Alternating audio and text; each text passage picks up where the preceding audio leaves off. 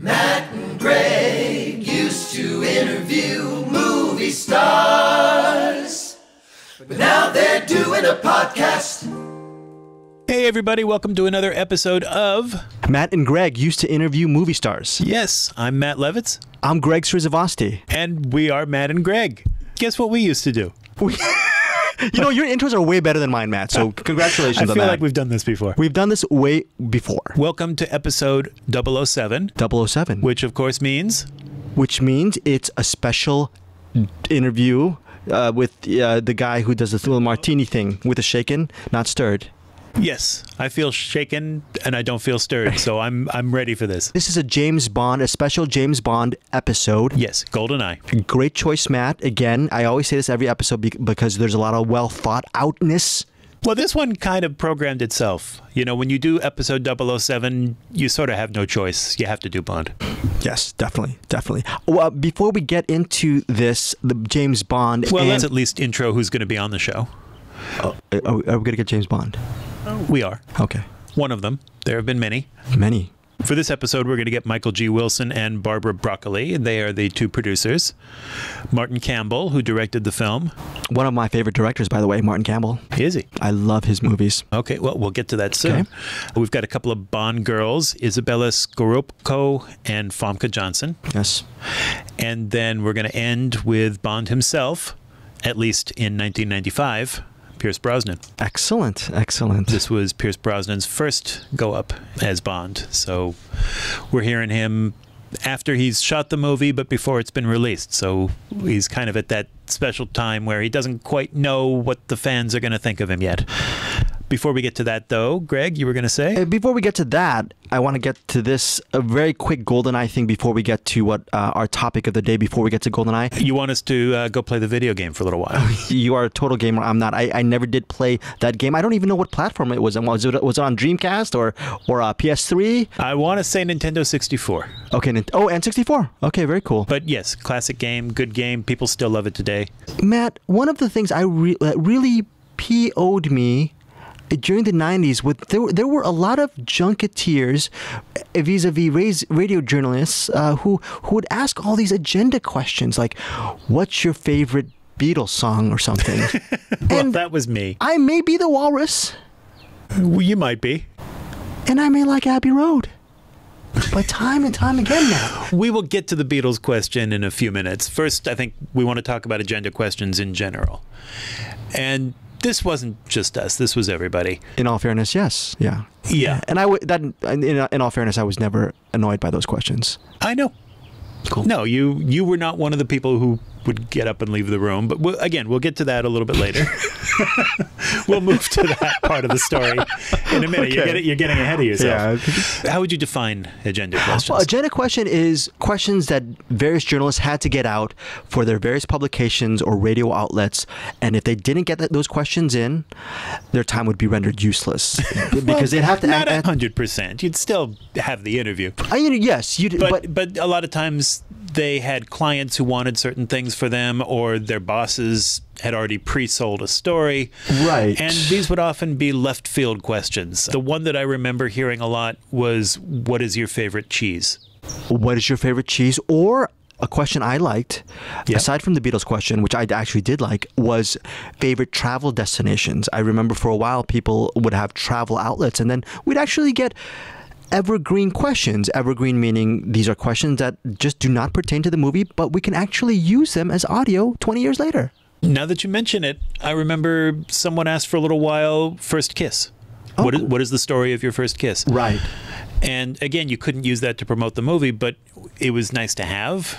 Right. And you could use that story. I mean, you could use it today. It still works.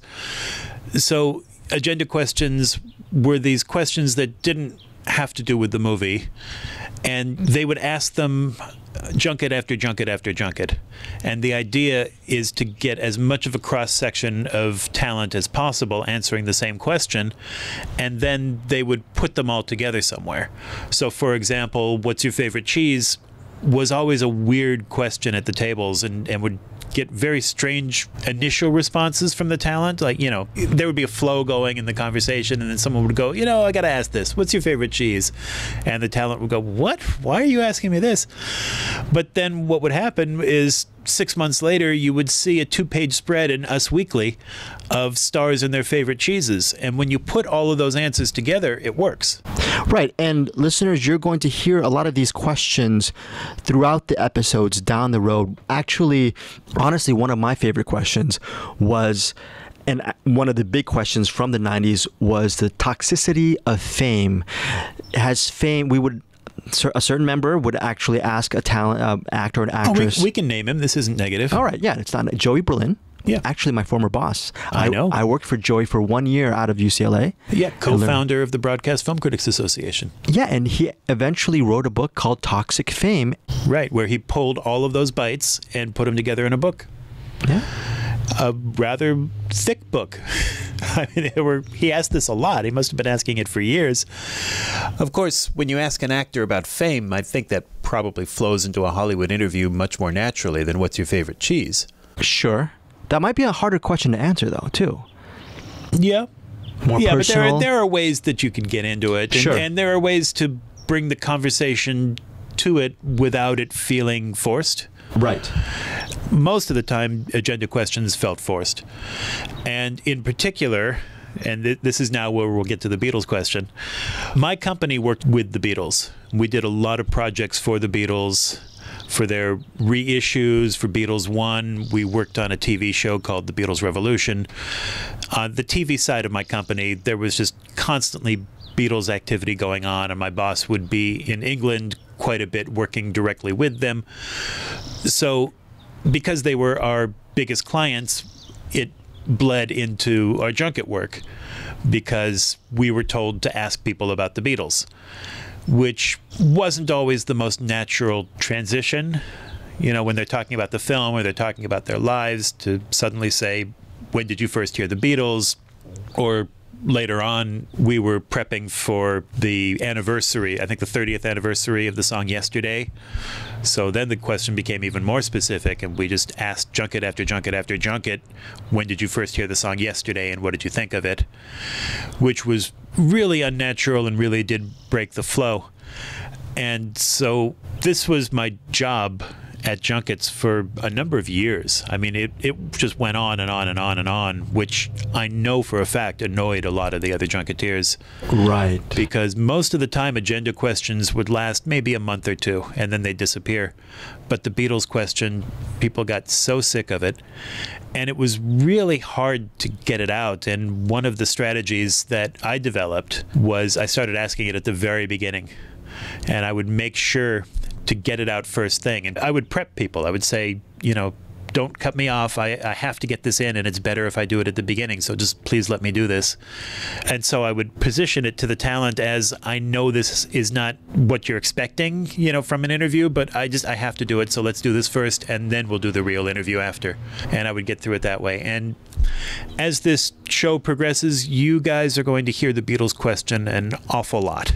You're going to hear it today with Pierce Brosnan, but it's going to come up quite a bit. And I'm not going to tell the story every time. I'll just maybe refer you back to this episode so that you'll know what it is. But I think that question works now upon listening to the interview, though. Even though it may seem out of place, there's just a lot of really cool, insightful things. We got great stories from people, yeah. Yeah. I mean, any question can, but people did get very sick of it. But there was actually... I got sick of you, but not the question. Well, thank you. And that hasn't changed. I'm well aware. There were people in the junket group who were very pleasant, wonderful people who I'm still friends with today, or, maybe just Facebook friends, but that counts, right? That counts.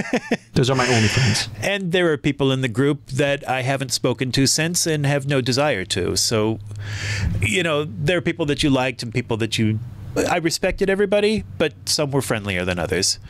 And the Beatles question wound up being kind of a rallying point. The people who were unpleasant could direct their unpleasantness at this, at how much they hated it and how much it annoyed them.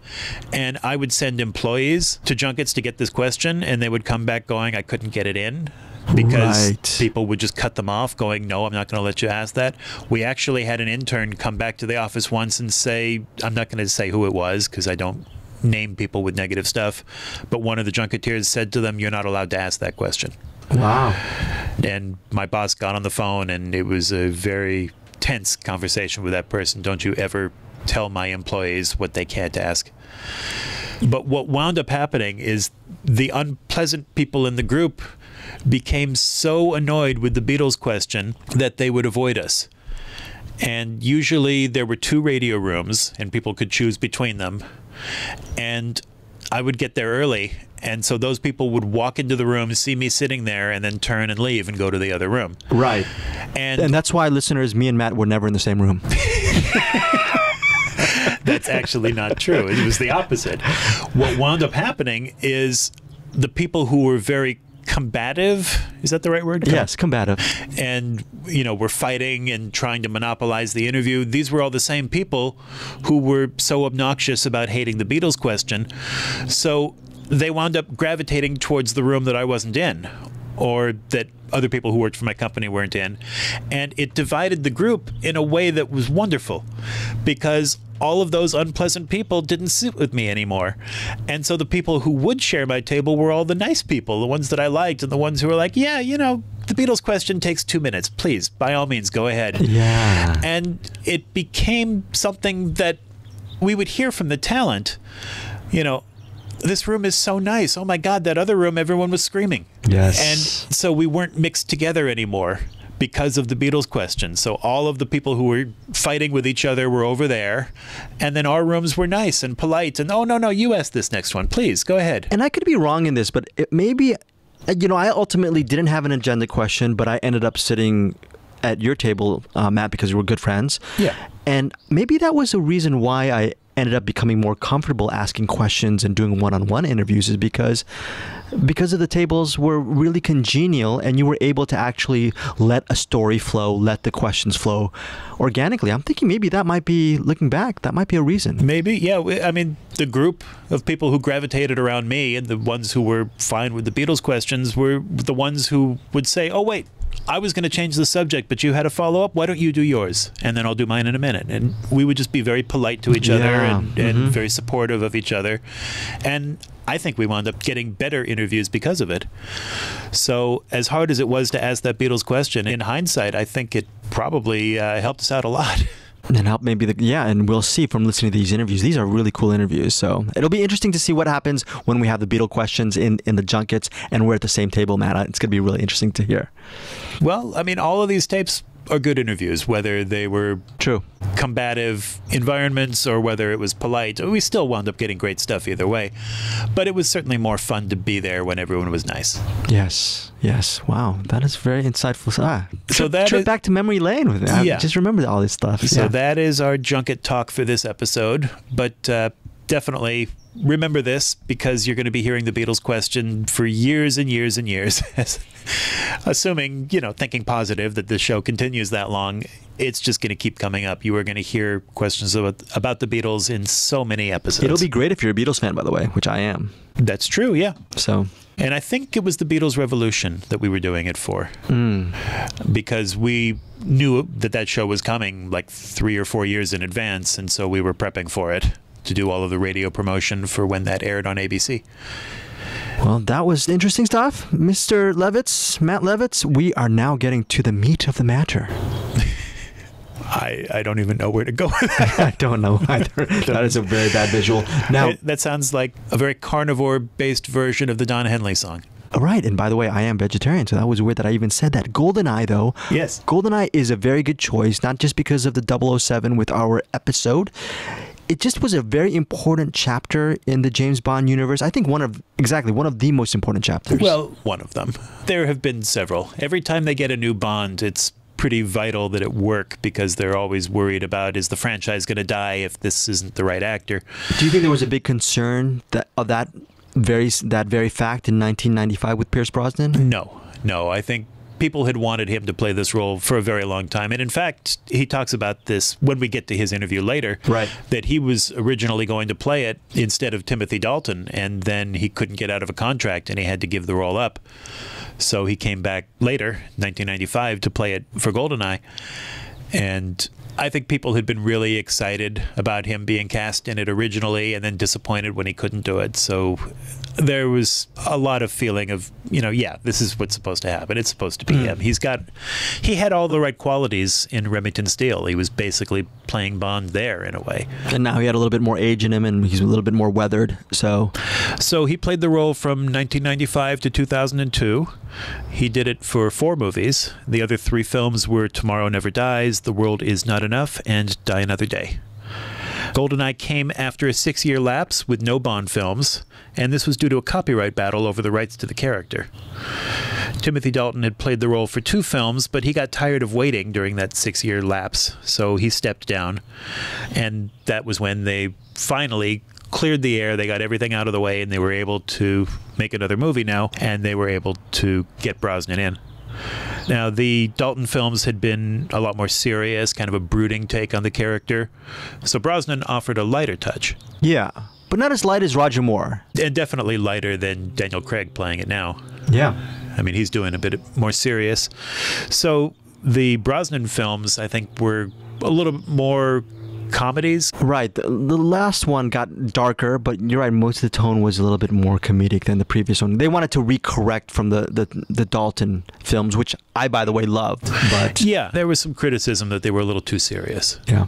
So I do want to remind everyone that these interviews are out of order, and they occasionally refer to each other. So you'll hear one of the interviewers say, so when Pierce was here a minute ago, he said this, and, we're listening to it in a different order and we haven't heard him yet. So ignore that.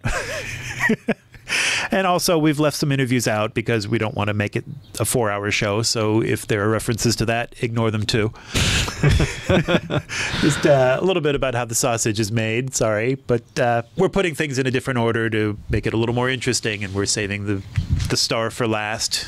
Kind of doing a build-up thing with pacing. So we're getting Michael G. Wilson and Barbara Broccoli last for this episode. No, we're actually getting them right now. Oh, really? We're going to start with them. Okay. First but not least. Now, normally we don't feature producers on this show.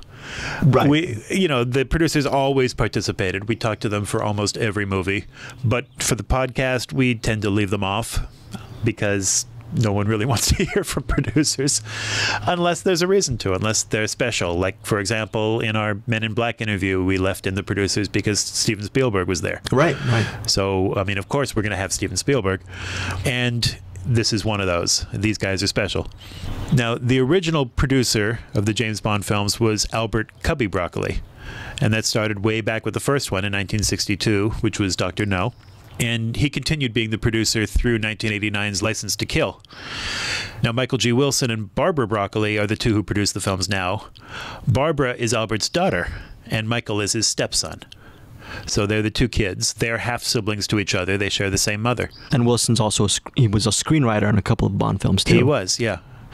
So they've been on Bond sets pretty much their whole lives. I mean, I think they were probably toddlers running around on these sets. And Albert mentored them to take over the franchise. I mean, he even co-produced his last few films with them. He was really getting them ready to do this. Yeah. Probably their whole lives. So, yeah, you're right. Michael G. Wilson has been a credited producer on every Bond film since Moonraker in 1979. Wow. In the 80s, he co-wrote the scripts for Your Eyes Only, Octopussy, A View to a Kill, The Living Daylights, and License to Kill. Whoa. Barbara Broccoli has been a credited producer on the Bond films since 1987's The Living Daylights. So GoldenEye was her 3rd Bond film as producer. And the 2 of them are still steering the franchise to this day.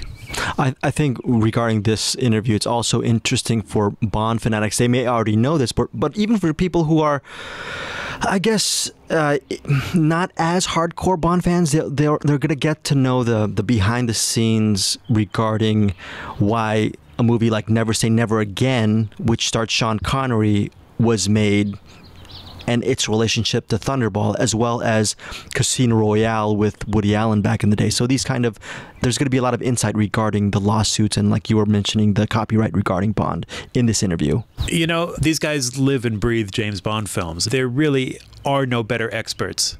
Right. I mean, even the actors, they come and go, but these guys have been there. And so who better to hear from, and who better to start off this episode? Michael G. Wilson and Barbara Broccoli talking GoldenEye. Michael Wilson.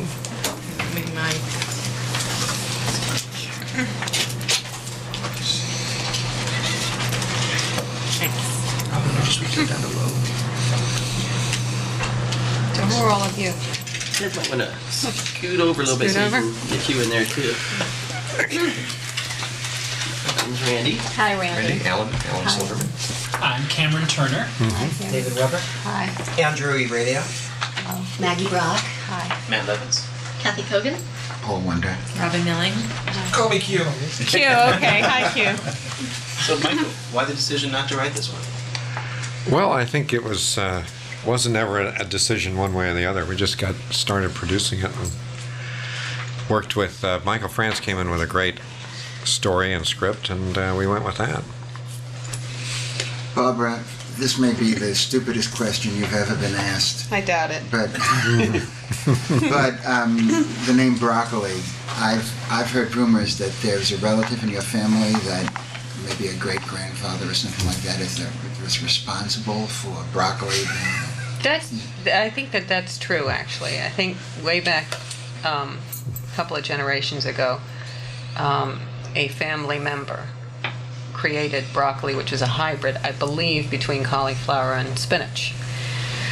And but certainly our family brought that seed from Italy to America. They were the first people to do that. And my father, grew up as a farmer on a farm in Long Island. So they were certainly the first people that produced broccoli in the United States. From broccoli to Bond? Yes. Long way from the farm. Can you talk about your lineage there? Yeah. Well, he grew up as a farm boy in America and pursued a dream and achieved, I think, extraordinary success. It's what America's all about. Michael, as someone who's been involved with 5, you wrote 5, and you've been involved with how many?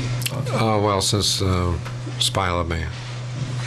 What is it that lets him still speak to succeeding generations, even though the character has remained pretty much the same? Well, he is a contemporary character, so he does live in the contemporary time. And as you can see from this film, we've taken the world as it is today. The Berlin Wall's fallen, Russia's now into constituent parts. There's sort of a runaway crime in the area and arms dealing. So we've taken that as our theme and taken that world. But if you ask what makes Bond successful, I think Bond is like most action heroes, allows you to live out your fantasies. And we try to make pictures that allow you to do that, have pure entertainment. How did you get inside his head? I asked this of the other writer. How did you do it? Well, I had read over the years all the novels time and again, grown up with the pictures, so I think that's the original material, Fleming's Bond. We were speaking to Bruce Fierstein about how, as you say, this is a Bond of this contemporary time, and part of how that's modified is the role of women is a bit more fleshed out, so to speak. The characters are more multi-dimensional, perhaps, and his explanation was that this was not some thought about political correctness. It was just an idea. We want to place this in the contemporary world, so we get M as a woman, and we have Natalia as the computer expert who saves the day in a lot of respects. As producers, can you give us an idea on how some of those decisions were made? Well, on the M one, Bruce did come up with that suggestion, and it's in line with reality, since Stella Remington was the head of MI5 in England, and it seemed to work. He wrote it very well, and with Judi Dench playing the part, it really comes alive. And the political correctness part, of course, we hit it head on. She says, you know, you're a sexist, misogynist dinosaur, so relic of the Cold Age, the Cold War. So that is what Bond has to deal with in the contemporary world. Barbara, somebody who has grown up with this character, does it give you a certain satisfaction to see that change taking place, the acknowledgement of women's roles? Yeah. And you gotta lean toward the mic a little bit. Yes, it does. I think that the two female characters in this movie are integral to the story. I think the actresses we've chosen have played them extremely well, and I'm happy to see it. Well, Pierce said straight out, yes, he is a sexist. I mean, it's not just a line in the Find script. me a man who isn't a sexist. Oh, women always say that. It's true. That's why they say it. It's true. Right, ladies? Yes. Okay. It's a joke. That's the next thing they always do. No, I think, yeah, take it the other way. Find me a woman who isn't sexist, right? Oh, please. So, With that being the case, Barbara, No, camera, I like this. See, I think it's always interesting that because I'm a woman, I get asked these questions about sexism. It should be the men that are asked these questions. Well, the 'Cause question I'm wondering is if that's the feeling you have about this character and men in general, you know, which is, you're probably right about that, at least at a certain level, then why get involved in the James Bond movies at all? because I think they're great entertainment. And I think, in all seriousness, I think that Bond is less sexist, and this film particularly is less sexist than most of the action-adventure films that are out in the marketplace now, which are, and some of them are so sexist they don't even have women in the movies, you know, at all. I mean, no women don't exist at all.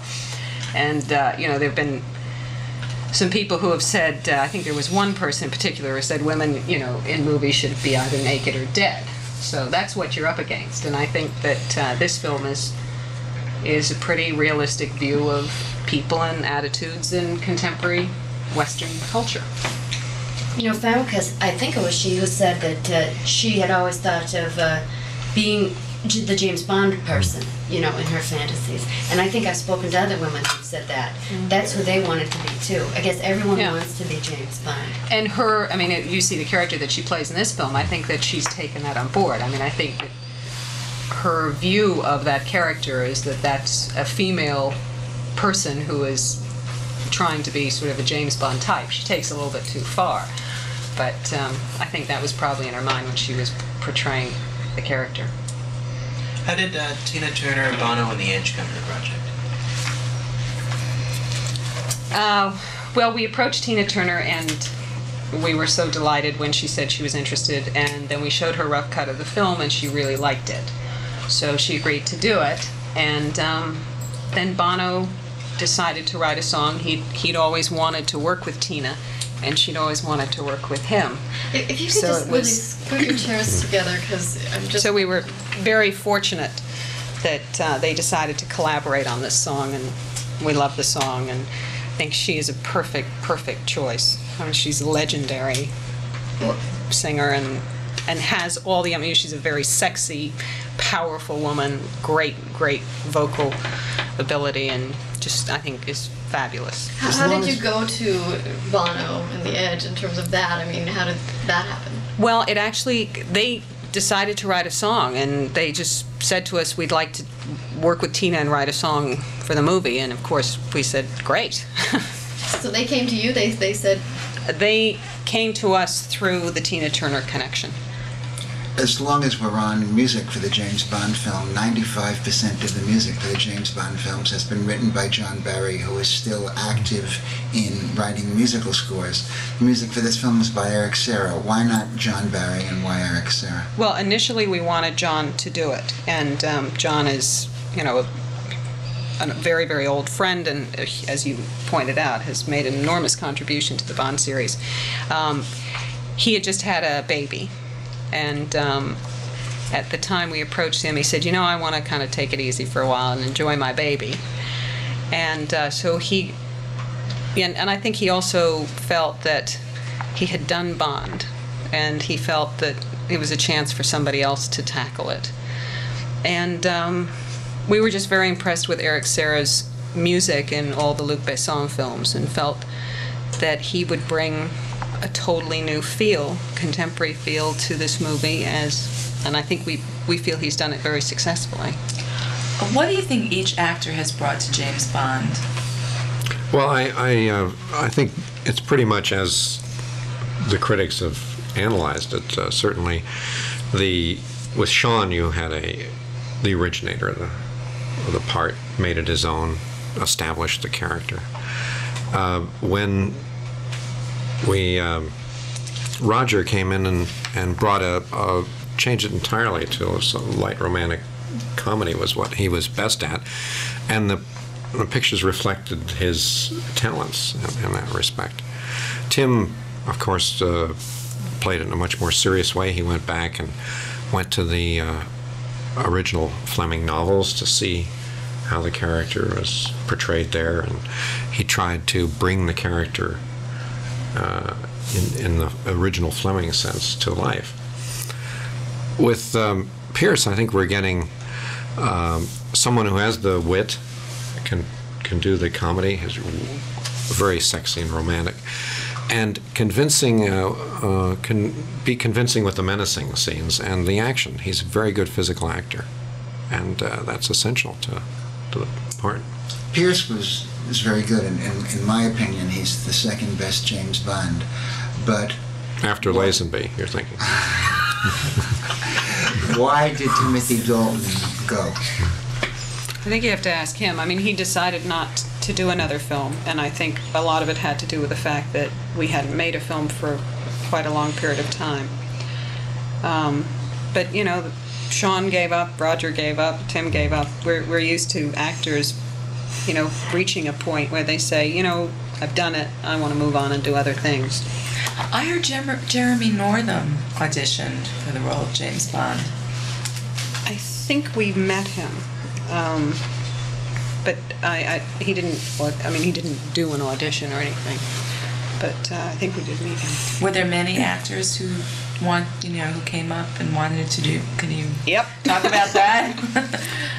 We met a lot of actors, and I think it was because Pierce was, of course, the front runner, but we wanted to make sure that we weren't overlooking anyone. It's a momentous decision, and you have to make sure you've taken everyone into consideration. So we did look at several others, but he was the only one that we offered the part to. Bruce was here saying that the Dreamweaver is definitely not true. That's not the title of the next one. But that I haven't even heard of that title. That title? No. But there has been something written that it's going to be based on the Colonel's son story that. Not to our knowledge, but maybe somebody knows more about it than we do. Well, what is it going to be? Well, we haven't. We've had a couple of meetings with writers, but we have not progressed to the point where we have a title or even a plot yet. Is there a well? Are there, for instance, stories either by Ian Fleming or Kingsley Amis that never got published? There's nothing that we can use in the literary works of Fleming that is left. What's been the most interesting thing that the fan clubs might have come to you with, and how this has become such a cult film? Well, they are our core audience, and we obviously want to please them because they're very faithful, and it's very satisfying that some of the people that we know from the fan club who've seen the film think it's fantastic. I mean, some of them have said, oh God, it's the best one ever. So that's very important to us. But Alan was asking about some of these rumors. There's so much information through the fan clubs and various channels, people, and it's interesting for us to sit here and we just finished talking to Bruce and now and everything that's being said is untrue. Does it amaze you that there's this network of people who think they're in the know and are passing this info back and forth amongst themselves? Well, I don't think it's unusual, though. Whenever there's something that people are very interested in, there lots of rumors circulate, and it's like playing the old telephone game, whispering something in each other's ear here. It's always been that way, though. The technology is different. It's on the internet now, and there's a switchboard on the internet, and there's some other things. But the rumor mills have always gone on, and we used to read it in the newspapers. We still do, and especially in London, where there's a dozen of them vying for space every day. What's the funniest rumor that you've come across where you're like, what? Where did that come from? Can you think of anything? I know there's some bizarre ones, but I can't think of any at the moment. Well, there's been plenty. Eddie Murphy was going to play Bond at one time. God, seriously? Well, no. I heard it. A serious joke? Seriously. That was printed. It was. Brings up something interesting. I noticed looking through this Bond filmography that came in the press kit. I don't see Casino Royale in there anymore. No. That's because we didn't make it. But is that... And Never Say Never Again, is that in there? No, so we didn't make that either. So. What was the story behind Never Say Never Again? Because it occurred at it wasn't like Casino Royale, which was, I guess, it wasn't happening at the same time that the Bond films were coming together. How is it that another company could have the rights, I guess, to these characters and to all of that to be able to do Never Say Never?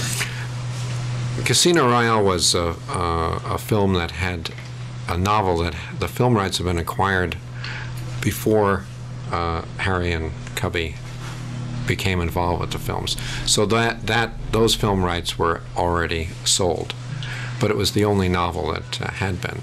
Thunderball was involved in a lawsuit, and Kevin McClory got the rights under the lawsuit to Thunderball. And so, Never Say Never, how did that...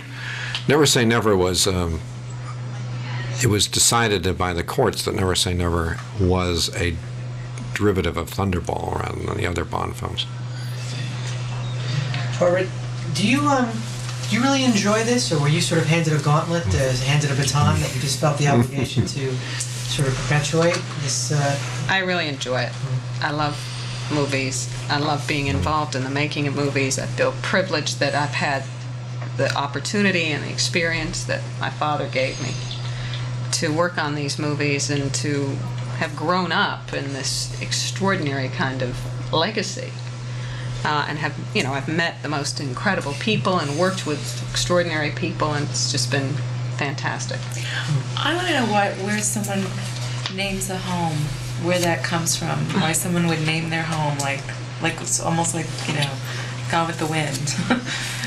GoldenEye, home, someone's home. I don't know. You have to ask Fleming. Yeah, it's very traditionally England, isn't it? I mean, there's so many homes that have names throughout all of England. Last question, please. Well, no decisions have been made yet about about what the next film is going to be. But, actually, it's an irrelevant question because I was going to ask if any of the characters we saw here would return, but there's no way to know. We don't know what the movie's going to be. James Bond will come back. James Bond will be in the next one. Is that at the end? We'll look forward to that. Has there been any character other than Desmond Llewellyn, even a crew member or anyone who's been in all of the James Bond films? I guess Peter Lamont has worked on... Yeah, all but one. All but one. I think he probably holds the record. Yeah. Other than, obviously, my father. But Peter Lamont, the production designer, has, through the years, worked on every film. And in many of the departments, we have several generations. Father to son, daughter, operating in lots of different areas. So there's been enormous continuity through the 33 years. Presuming that, even though you said that you're meeting with writers, what kind of time span can you anticipate to the next one? Won't be 4 years again? Well, hope not. Let's hope not. Thank you. Thank you, everybody. Thank you. Well, it wasn't 4 years. Tomorrow Never Dies actually came out 2 years later. So that was Michael G. Wilson and Barbara Broccoli, the producers. The only postscript I've got, Greg, is Paul Wonder asked them why John Barry didn't compose the music on this film, as he had done it for decades, I think. Right. And he didn't do the music on this one, and what they said was that he wanted to take a break from it. In fact, Barry never worked on the Bond films again. He did continue to work on other films, and then he died in 2011 at the age of 77, so I suspect he will not be working on anymore. But of course, they do still use his themes. Yes. Did you like John Barry as a composer before a little postscript? I mostly just know him for Bond. I mean, those Bond tunes are so iconic. I mean, you can't think about James Bond without thinking about that music.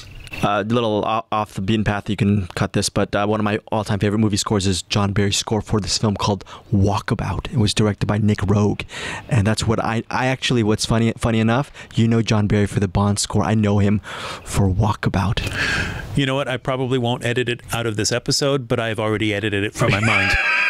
That's well played, sir. Yes, sir. Yes, sir. Very good. It's already gone. You know what's not gone, though, is the wonderful body of work of Mr. Martin Campbell, a director I feel does not get enough praise. You know, he's at the age where he could be considered like a Ridley Scott type, and he just hasn't reached that level to a lot of cinephiles. But I think his movies are really, really well done. Well, I really enjoyed the Zorro movies. Yes. Those are some of my favorites of his.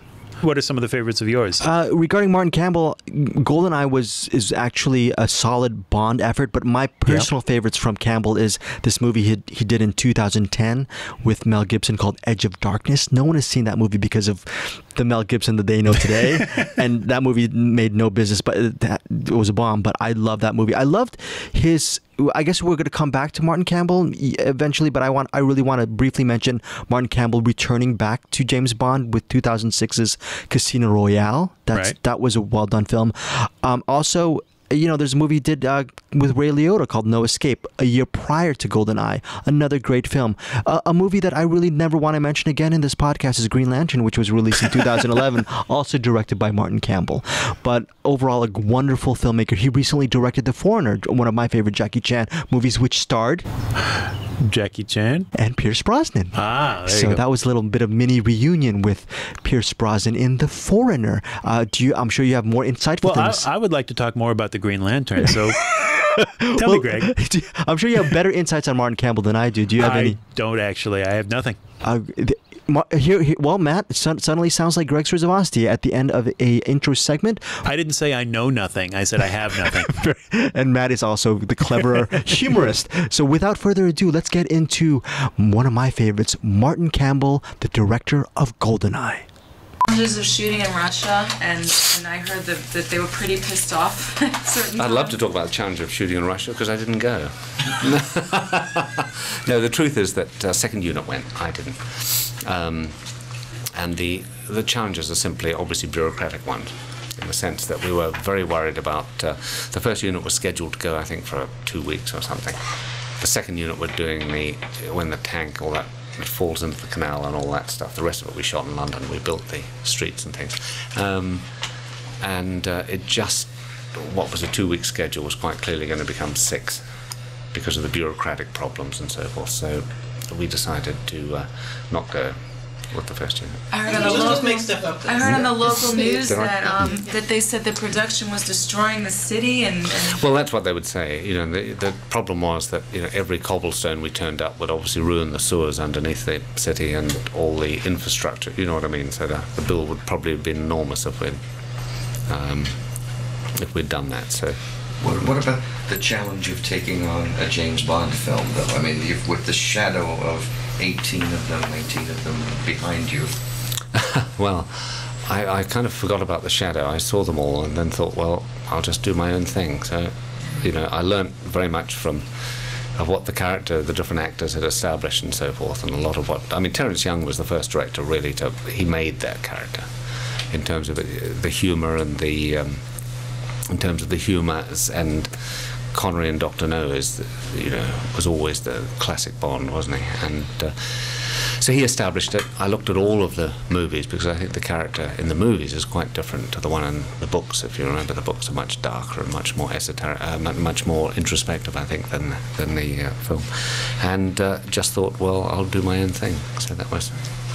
Sean Connery has said that he thought From Russia with Love was the best of all of them up until now. He obviously hasn't seen this one yet, but he felt that it started to get more bizarre and away from. I think so. You know, I think he's absolutely right. I think my two favourites are Goldfinger and From Russia with Love, and I think after that, when Roger Moore took over, Roger's character as an actor, Roger is far more the way he works best is what he did with the part, I think, which is not quite wink at the camera, but getting close to it.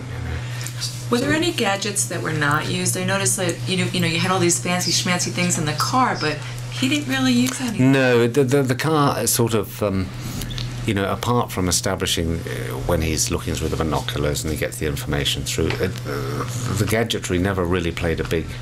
Some people regret that in the BMW those Stinger missiles didn't fire out. It's not least of all BMW, I can tell you. But it sort of didn't play into the plot. So, Why is that? Was that a conscious decision? No. People love to see that stuff. Yes, but it didn't fit with the plot. It didn't. That's simple as that. I would love it as well. But there was no point at which the Stinger missiles could be sort of. And in fact, I think Desmond actually invented the Stinger missiles on the day. I mean, he actually said, how about I say the Stinger missiles in the headlights? And so I think that came out of the blue. Can you talk about the opening song? You've got Tina Turner, and then you've got written by Bono and The Edge. What was your involvement in that, and how did you... Well, first of all, my involvement was zero.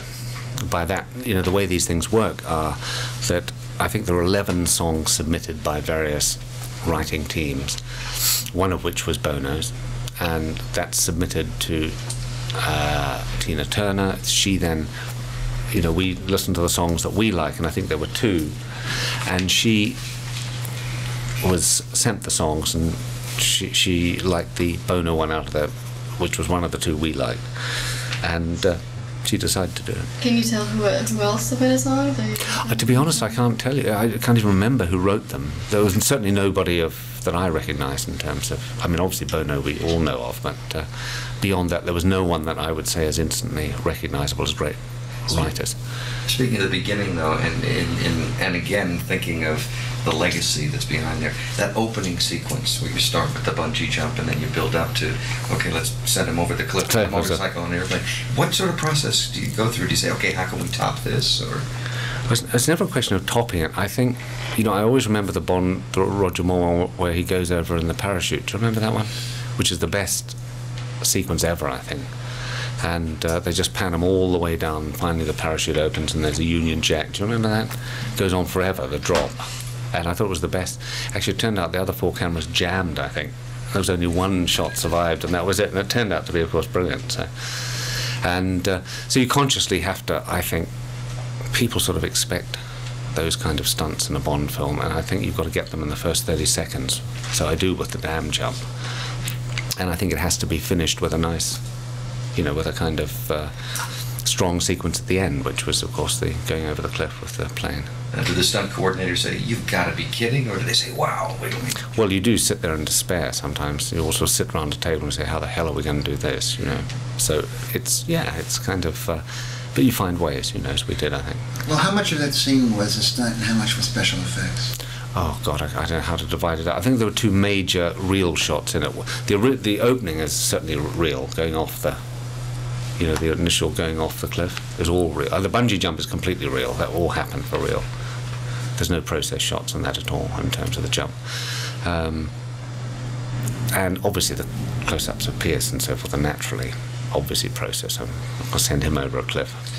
Not until the next one anyway, but... the last scene. The last scene, yeah. I said, well, maybe we run out of money. He just misses the bloody plane, So all the plane sort of explodes, there's a hell of a bang, and we roll the end credits. They clapped like crazy last night, though, after when it pulled out. Yeah. Well, you do the old trick of sort of stopping the sound. There's a moment where the sound stops, and then, up it comes. But obviously there's models in there, there's process and stuff like that. But it is possible to do the stunt, but you'd never be able to. To get a mountain high enough is damn difficult. I think 7 motorbikes went over. They did it 7 times the initial jump. But trying to time the plane and the motorbike is a nightmare, So it was done with a stunt guy on a motorcycle who went actually over the cliff and then used a parachute later. Yeah, that's right. And then the plane Yes, went down. yeah. So he followed the plane down. The plane would come in and sort of just skim the thing, and he'd try and time it so he would, and the shot you see is the only shot that worked. We just got so lucky, it's almost impossible stunt to pull off because... Is this daunting to direct a film that has such a huge legacy? It's not the legacy that's daunting, it's just that things like motorbikes going over cliffs, which is daunting. I mean, Sorry. But you've got to keep. The truth is, you've got to keep all the best elements in. I'd hate to. He's worked for 30 years, basically as a character. So you've got to keep all, I think, the best elements of him intact. The character of Bond. Could you, for The Man Who Has Everything, isn't there available a Bond car that you can buy in a catalog, like a real one? I was reading in USA Today, you can pay X amount of dollars and buy James Bond's BMW. Oh, you must let me know when that is. Well, they're like producing a few of them. Have you heard anything? They're going to, yes. I think BMW are doing of course this is all tied into promotion, they always do, don't they? But I think that car's coming on the American market. I think it's $23,000. It was quite cheap for, for cars. That's without the missiles. Yeah, that's without the missiles, yes. It's in the Marcus catalog. Is it?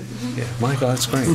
Did Rolls-Royce? Of course. Where else? Yeah. Did Rolls-Royce have a problem with you using a BMW since you were shooting in a Rolls-Royce? No, I don't. Well, first of all, it's all the people are laid off. It's finished. Sadly, that whole place. Yeah. The love scene that we don't see between James and Natalia. I was wondering if something was shot and the decision was made to just have them waking up the next day. Interesting you said that. It was in the script to shoot, and I dumped it before. And the reason was I just thought it was wrong. Elaborate. Well, there's a scene where they're in bed and they're all rolling about and kissing and all that stuff. And I thought, well, it's just wrong for the film. It just doesn't need it. It makes it awkward and it makes it rather. I thought rather. In fact, Isabella was very disappointed on the day I walked and I said, right, we're not doing this. I don't like it. I think it's wrong. She'd come all sort of prepared and ready to. And then we didn't do it. But there was a dramatic choice, really. I just don't think it's necessary. Also, PG-13, I think, is dodgy. And how the hell do you shoot it and get PG-13? But is that a tougher choice to make today than it might have been a couple of years ago, where it seems as though filmmakers are making us into voyeurs? They're saying, okay, we're not going to leave anything to your imagination. If I hadn't made this 5 years ago, I would never have done it then either. It just is wrong. It just feels wrong. And it doesn't need to. There is a sort of romantic thing about it, and I think I like the scene on the beach where you really feel that there's something between them, and then you come up to the scene. It's got all the warmth and the sort of, it establishes the relationship, I think, well enough without getting into, screwing about and under the sheets. That's what I felt. So I didn't shoot it, but it was an interesting question. Yes.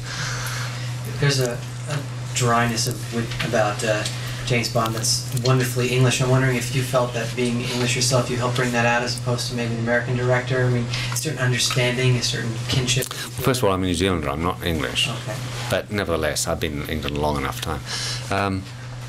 I guess so, yeah. I mean, Bruce did most of the dialogue rewrites. It was the two screenwriters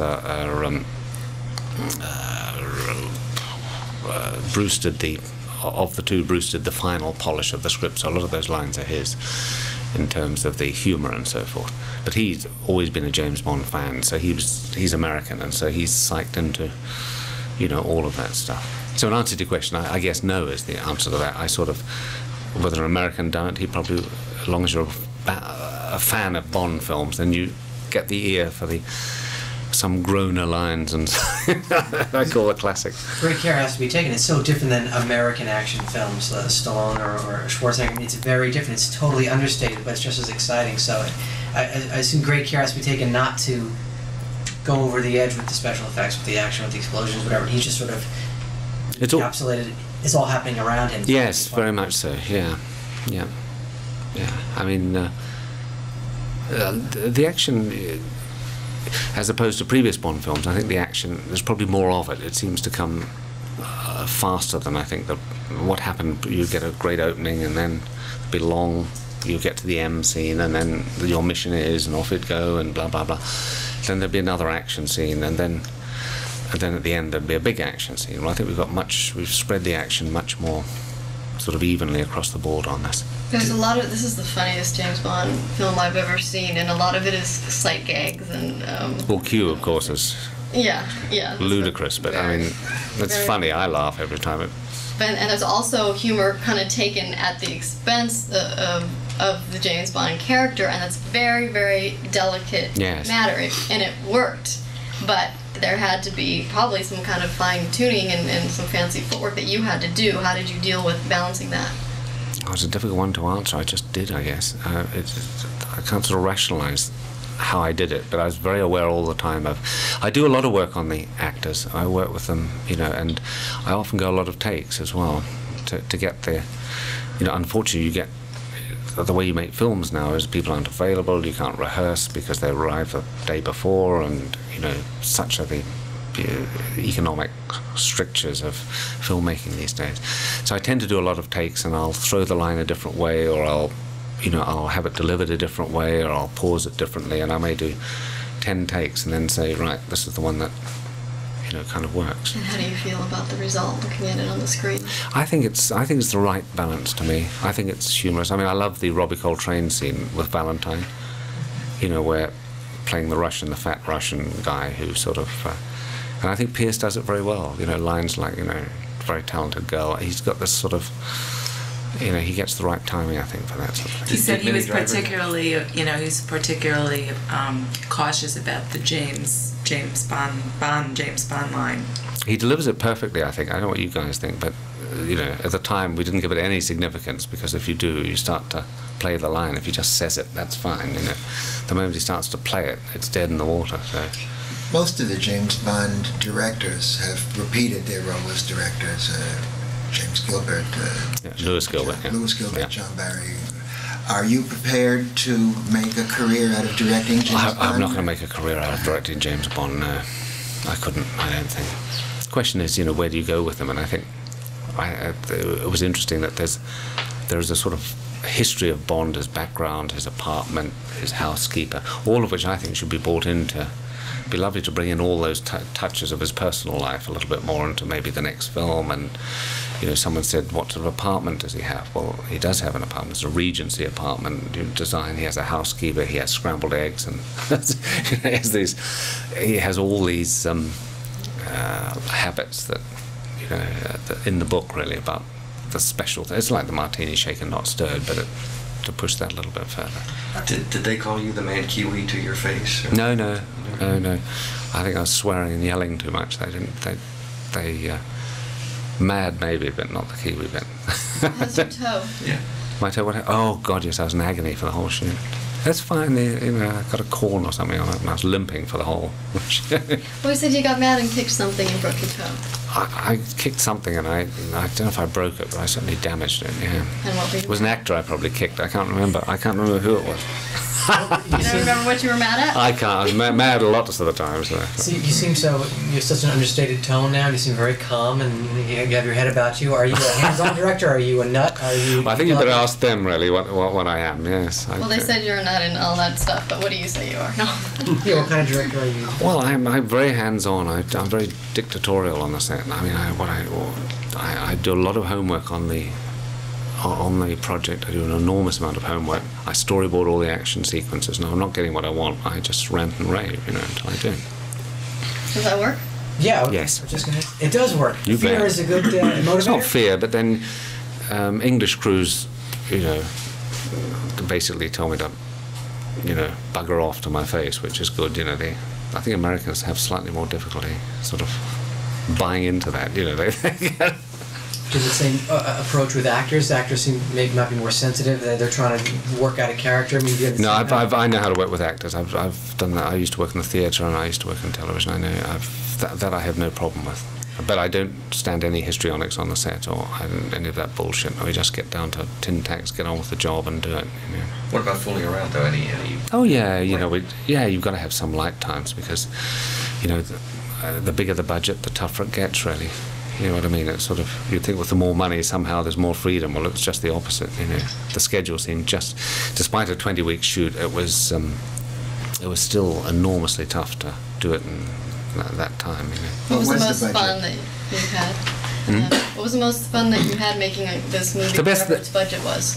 The best fun I had was sliding down the dish. When they go down the dish, we built these sort of skateboards, and so the whole crew were on them. You know, we all best day of all. I loved it. I enjoyed a great couple of days on that.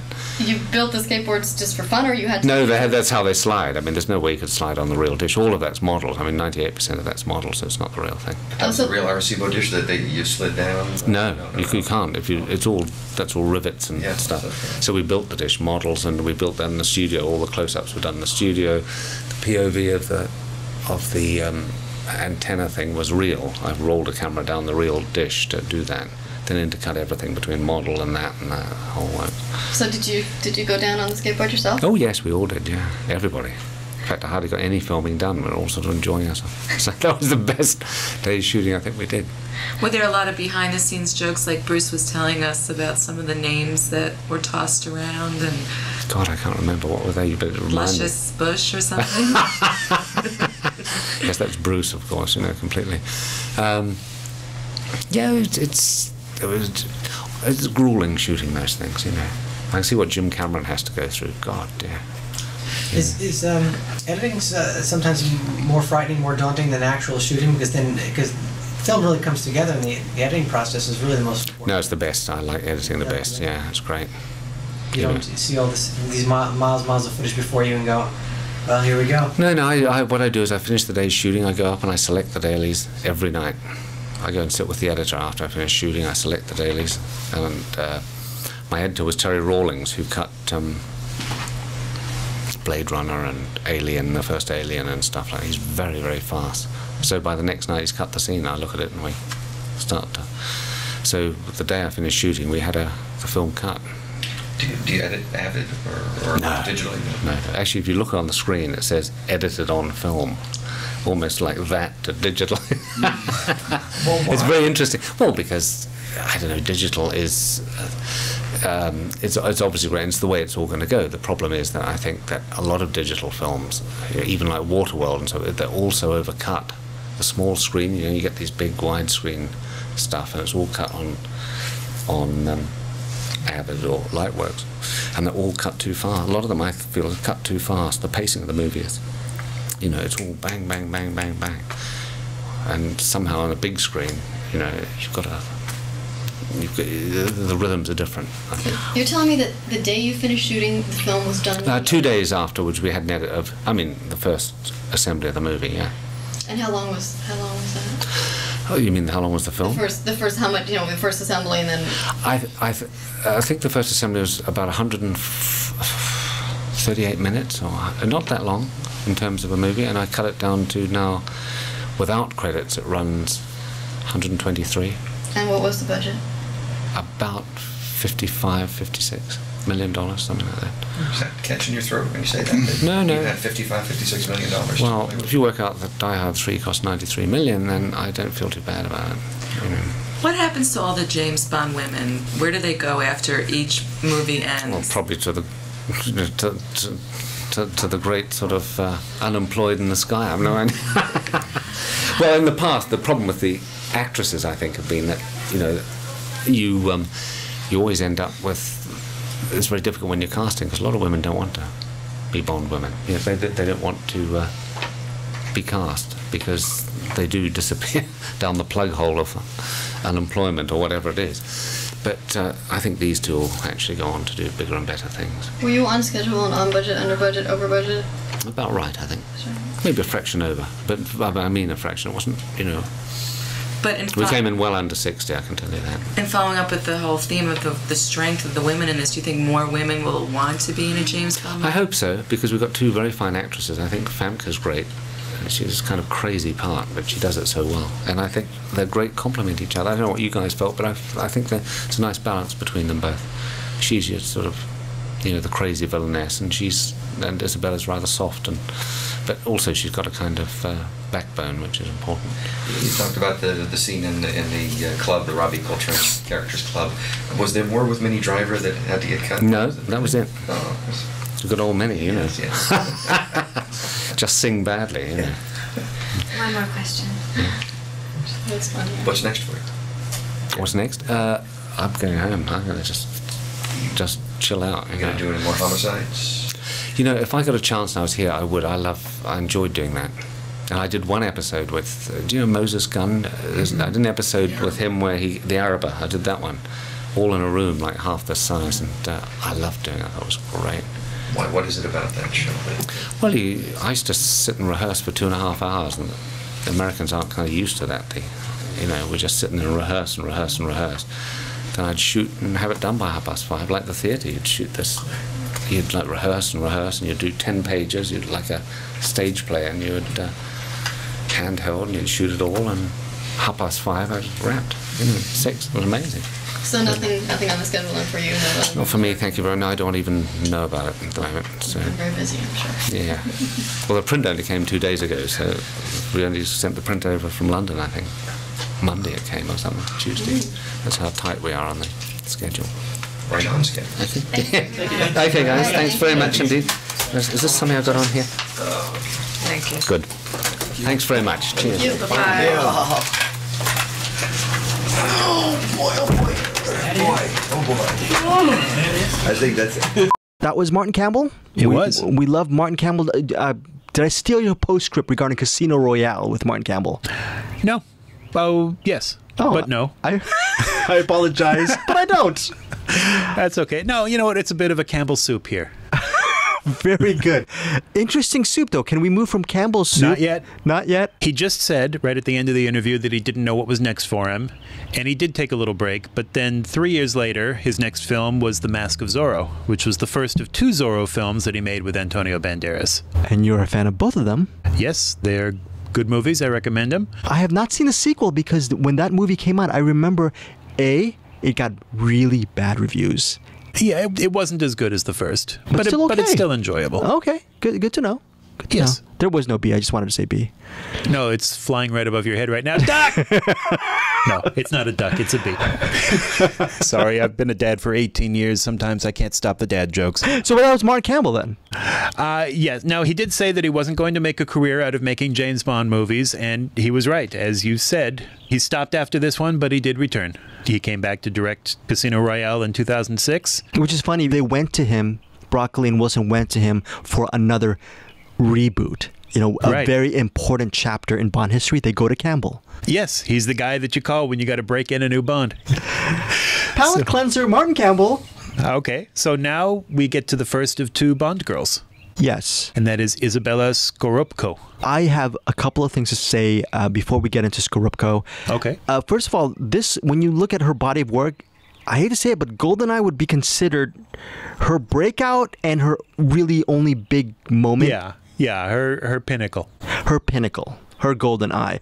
But that did not make sense. But here's the thing with Isabella Scorupco. Just reading about her, I came upon an interesting fact. First of all, she has a wonderful voice, and I wonder why she didn't do any more animation or any of that kind of stuff. She has a great voice for radio, okay? But the more important thing, the number 2 thing is she was married for a spell to this person named Jeff Raymond, and I was looking up Jeff Raymond, and I was a little bit surprised. I actually knew him as a publicist years ago, back in the 90s, and I worked with him a lot over with this PR firm called MPRM. And I mean, that's a blast from the past, and I had no idea that this Jeff Raymond was married to Isabella Scorupco for a number, and they had a kid. I remember the name. I don't remember the face. Yeah, it was a good-looking fellow.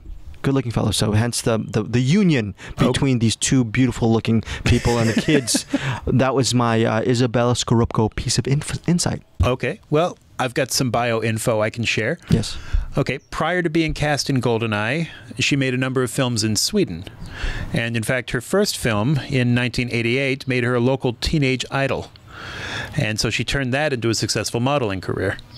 She also released a Swedish album in 1991 called Isa, which of course is short for Isabella, and the album was certified gold, and it had a few hit singles in Sweden. So when we talked to her, she was on the upswing, but then she was kind of hit by the Bond girl curse.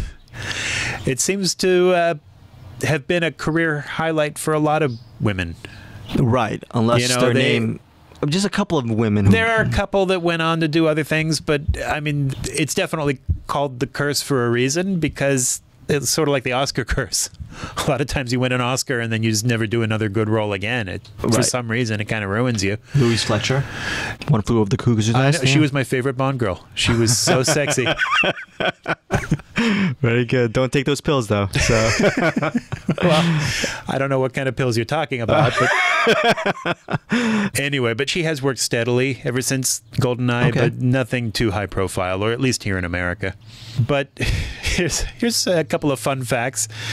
Her career could have been much bigger than it was, but first she turned down the Kim Basinger role in LA Confidential, and then she turned down the Catherine Zeta-Jones role in Mask of Zorro.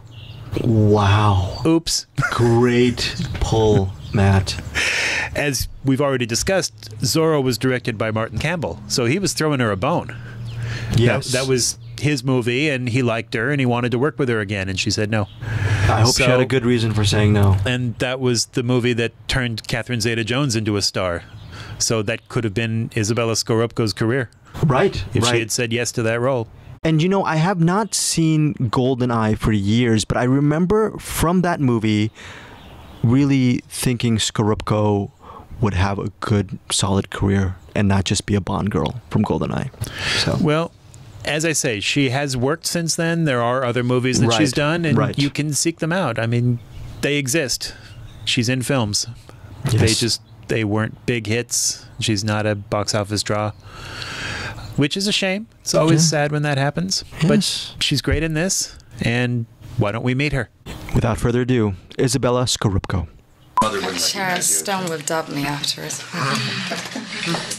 And as we begin, if you could move into the mics and stay real close to them as you answer the question. Right. And since this is radio, we want to make sure that we get it correctly. Can you pronounce your name for us? Okay, I'm just going to do this first, so I don't have to do it during. I'm sorry. That's vodka. That's vodka. That's Polish vodka. My name is Isabella Scorupco. And you were born in Poland? Yes. Do you speak Polish as well as the other? Yes, that's actually my second language. I was born in Poland, and I moved to Sweden when I was 8 years. So I speak Polish with my parents, and actually just my mother because my father is dead, and with my boyfriend because he's Polish also. And then I speak Swedish with my friends and at home. Well, when you were born in Poland, the James Bond movie couldn't be shown in Poland. Did you know about James Bond when you were growing up? Yes, we did. We did. I mean, everyone knows something about James Bond. We have the pirate copies, of course, but it wasn't allowed to be shown because of the communistic government, and it was so much against Russia in the film. So, but I mean, everyone knew something about James Bond. He's like, I think he must be the most famous character everywhere. So that being the case, how exciting was it to be involved in this project? I think I must be the most grateful of all these people being just involved in this project, because coming from Sweden, from nowhere, and just suddenly be the one chosen to be one of the Bond girls, I was just, I thought it was amazing, because you're getting a part of a legend, and just to be in the first English-spoken movie, I thought it was fantastic. Could you tell us how you were chosen? I was at that time shooting a movie in Sweden where I was playing a woman that lived her life as a man. It was during the 14th century, Middle Age, and I think she did that because it was easier for her to survive in a man's-dominated world. I think what they were looking for was that kind of character that was very independent and very strong and not really concerned about how she looked. It was more about being really strong and survive. So I think I really fitted in the pattern of how this girl was supposed to be. Did you find yourself looking at the ex-James Bond women and sort of thanking God that you were not like, how they were portrayed? I have to say, the first thing I decided was not to look at the Bond films, because I didn't want to think of this film as a Bond film, because then I would just go depressed and feel that I wasn't as beautiful as the other girls, and just having all these mohair sweater through the whole film and this Russian depressing skirt just running around everywhere. And my biggest concern was not to disappoint the Bond fans, because I wanted still to do her as human as possible, and because I think that what we really had to change for this film to have at least one character that people could identify with and relate to, because I think the previous Bond girls have been so just over glamorous and so over beautiful and just irresistible that no one could really identify with them. So I have to say that even if Natalia would have been, just a silly girl and stupid and blonde and just being like a fly on the floor, not really knowing what to do, I would have done it, because I think it's a great challenge to make a bimbo believable. I think it's great to it's quite difficult to make people believe in that you're really stupid. So, but I don't think the Bond girls have been stupid in the previous films. It's just that they had to pretend they're weaker to manipulate Bond. But you get to come right around and say, "Go ahead, kill him. He means nothing to me." I mean, I think it's the first time a woman has ever said that to James Bond. Was that kind of liberating? Yeah, but I do it just because he just taught me how to do that. I don't think I would ever do that. It's just I'm kind of scary still when I do it, but I like the feeling of saying it. And he gets nervous for a while, but I thought that was great. I love that line, really. I thought it was wonderful. You also get to talk back to him and say, wait a minute, this is what we should be doing, instead of him being the one in charge, which is a nice turnaround. How did you feel about that? Well, that was a quite tricky scene, because I in a Bond movie that could have had been very pathetic, because just suddenly have a Bond girl telling Bond what to do and not to do, and just wait a second, don't kill people, because that's actually his job. I mean, to just get rid of all these baddies. But thanks for, Pierce Brosnan is such a good actor. He's so talented, and he's such a supportive actor that at the same time as he's such a stone face as Bond, he's so vulnerable that it made it so. I love that scene. I thought it was really nice to be able to work it out because of his just being a very, very, very, I don't know, human being as he is. Every woman in the world wants to know one thing. What's it like being on a romantic beach, just mashing faces with Pierce Brosnan? What's that like? Nervous. Very nervous. That was our first scene together. It was strange. It was very strange to kiss a man that you haven't really, met before that much. So it's very much about not hiding him, He is the leading man, and you're not supposed to go too far in, because then you don't see him in the camera, But I think you just get very nervous in those scenes. I do. It's a strange feeling, because it's just very odd to suddenly just kiss a person that you don't really know in private. Well, she does more than kissing. She also really saves the day. Her computer skills come in, and we won't give it away to the audience, but just talk about that aspect of the character, because there is more dimension to what she does than maybe some of the. She's not just the damsel in distress the way maybe some of the previous characters. She kind of. I think the difference is in this film that Bond wouldn't be able to go through whatever he does in the film without her, because she's actually the only one that has the access codes to wherever he needs to get to the mafia, to the baddies. So she's just very independent, and I think she could have done this without Bond, but he's more the physical side of everything, because she's the only one that knows how to get to her best friend. You grew up, you were considered a teenage idol. Did you, was it hard for you not to experience your teenage years like a normal 13-year-old might, or? I think that sounds so much more in America, because to be a teenage idol in Sweden and in America, it's such a difference, because we have something in Sweden called the equal rule, that everyone is equal to another, and no one is anything more than anyone else just because you're famous. So the difference is that it's just you're just able to read about yourself in magazines and newspapers, but it's not.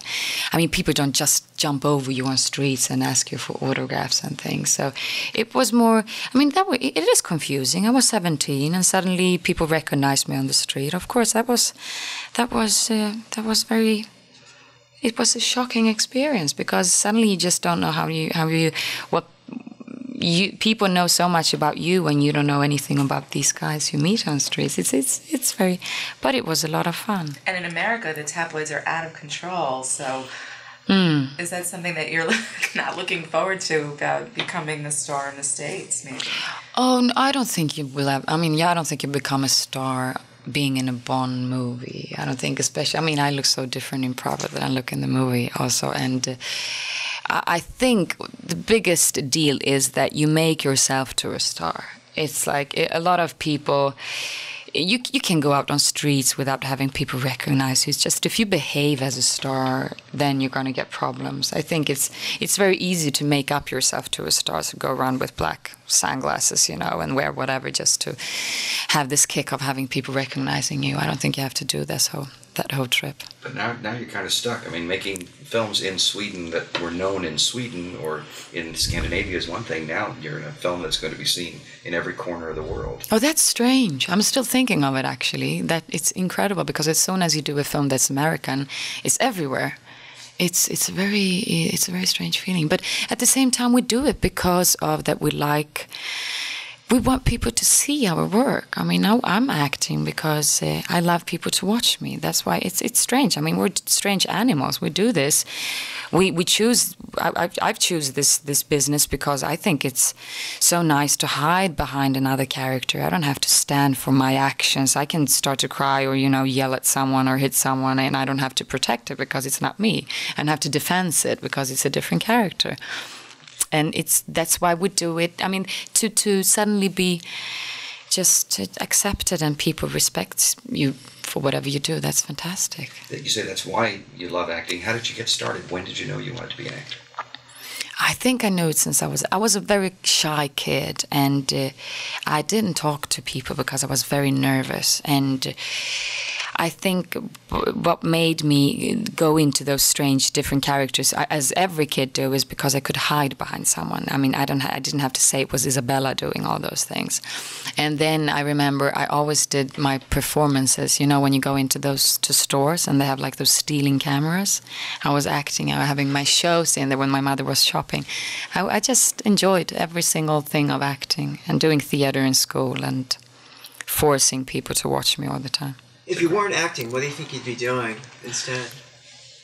Greenpeace? No, I think, I don't know. My mother wanted me to have a good education. So I started actually to study economy. I don't know why, because I was absolutely not interested. But it was because she was concerned about what, I have to have something to fall back to. But that's so difficult to say. I'm very interested in psychological. My mother is a psychiatrist, and I'm very interested in why people behave the way they do and the difference between men and women and why we're so. I just maybe I would do something like that. What do you suppose if you have any kind of a diagnosis for Famke's character? What the hell went wrong in her childhood? Maybe she was abused in a way. I don't know. But I think her character is, of course, more of a fantasy character. That's why I really wanted to make my character very human and believable, because otherwise, I think that's really nice to have. Because my biggest concern was that I'm going to disappoint the Bond fans with the way I look, because I'm absolutely not similar to any of the classical Bond girls, and I'm really happy that we have the other part in the movie. That's her part. This really I mean, I'm probably going to be this girl that guys wants to probably get married with and have kids, and she's going to be the sex symbol and fantasy in their minds. You have one of the best stunts. I mean, your character has one of the best stunts I've ever seen of any Bond person or period, diving under the staircase. I mean, there was some real peril going on there. Can you talk about that scene where just everything bad happens to you in that moment of time? What was that was that like a week or 2 weeks of doing that? Yeah, that was actually 2 weeks. It was quite, I thought, Jesus Christ, we could have done like 20 films in one day in Sweden, because just spend so much money. Why? But then it shows, because the scenes are just so incredibly good. And but it was very dangerous, I have to say. I was very scared, but I said, even if they told me, if you're not going to be exactly what we tell you, the stunt coordinators, you're going to die. And I said, who cares? I'm in a Bond movie. Even if I'm going to die, that's fair. I just thought it was so exciting. How does her sweater go totally clean after she's like, that was my only thought. And the makeup's in place. Oh, no, because, she goes on the train and she meets up with a friend of hers, and she has makeup in her bag, and she cleans up her hair on the toilet. The difference between, talk about you're interested in the differences between how men and women react to things. And it's easy to see why guys love the James Bond movies. But there's a fair number of women who really follow these films also. What do you think women are drawn to? Especially since so many women find them very offensive. Or have. Well, I don't think it's the matter of that women really fall in love with, but maybe a lot of them do if they're, looking for excitement in their life. But I would never fall in love with a man like James Bond, because I want to know where my man is. I'm very jealous, and I really don't want him to do things that James Bond does. I just think it's a fantasy world, and people just like to just disappear and just escape to this imagination of how it could be, have a lot of money and casinos and designer clothes, whatever. I just, and it should still be very much of a fantasy, but at least have one character that's kind of, human. That's mine. You're in a position where you can step up to the plate in terms of causes and put your name out there. I'm wondering, World AIDS Day is coming up, and I'm wondering, because you've worked here, you've worked abroad, which actually this is probably abroad to you, right? I'm wondering what you feel about how you feel about AIDS and where we're at now in terms of finding a cure and possibly people's perception on it, maybe your perception on it, and the whole issue in general. I mean, now we have a World AIDS Day. Do we need to? Well, we have to talk about it, of course, as much as possible to still remind people about that. This is because I think, when you're in love and if you suddenly meet up with a person, you just forget about everything because it's the hormones, things happens in your head and body, you just forget about everything around. So I think it's very important to still very much talk about those things. I'm a very faithful, pathetically faithful person, so I would never have problems with, I think it's the most important thing in a relationship to be faithful, especially in my business, because I think to be able to have a relationship and do what I'm doing is the most important thing, to really trust each other, because it's a very tough business. You go away for a lot of months, and we don't have to sleep around, do we? It's just, maybe I'm just being very traditional and old thinking, but I think it's very important. I have a lot of gay friends that, have died, and I think it's very sad, and of course it's difficult to talk about this. We're trying to do as much as possible about it, but I just hope that there's going to be a day when they find something. On a lighter note, you have a singing career as well. Were you ever in competition with like ABBA? I have to say, when I moved from Poland to Sweden when I was 8 years, ABBA were my gods. They were just my biggest idols. And I looked out to try to look like Agneta and, my hair and everything. And I very fast realized that you were supposed to be ashamed of ABBA, because ABBA was something that Swedish people really didn't like. They were not proud of ABBA because it was something nerdy. And I think why my records became so successful was because I did the opposite thing. Instead of doing like really poppy music, I just did music that was very 70s inspired, ABBA kind of inspired. So I think it's such a great group. I love ABBA still. It's so good. So thank you for the music, and Happy New Year if you listen to it during the New Year. I think it's fantastic. Did you go up for doing this song on the Bond movie? Oh no, happily. Oh, that would be not the best thing to do, I think. No. What do you think of me and Tina? Wouldn't that be a good thing? And what do you think of Tina's song and her rendition, her being chosen to do the opening song? I love Tina Turner for being so much rock and roll. She's the queen of rock and roll for me. I think she's fantastic. And what I like with this song is that it's very Shirley Bassey kind of. It's very kind of 60s. It sounds like an old Bond song, and I really like it. Do you have something you're working on now? Is this the Bond, being in the Bond film, bringing you scripts by the cartload? I'm getting new scripts, but the music is nothing I want to do in the future. It's just my father was a musician, and I had music around me in my family, so I never planned to become a singer. It was more that I did it, and I was successful being at the right place at the right time. It's always like that. But the acting I love acting. I just want to do as much as possible in the future. Anything happening right now? I mean, is there anything that you have agreed to do and that you're working on?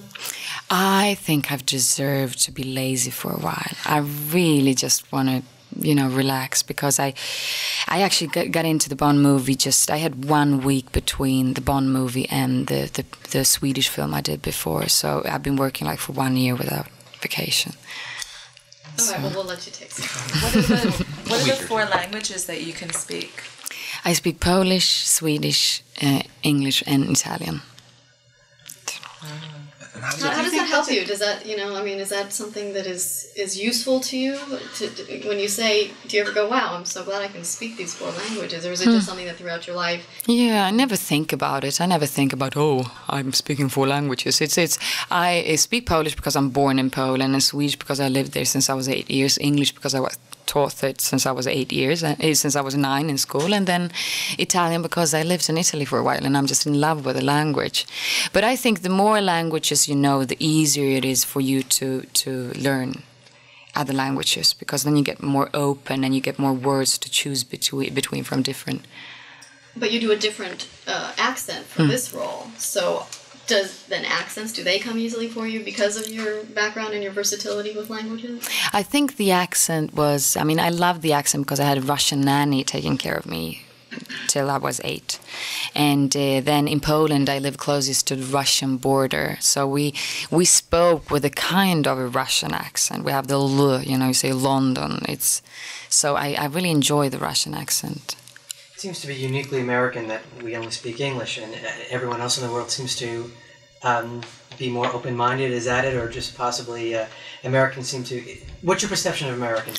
Well, you don't have to speak another language because we all speak your language. I think it's, of course, it's always nice to be able to speak other languages just for your own development, but I think it's so comfortable for you, isn't it? Everyone understands you.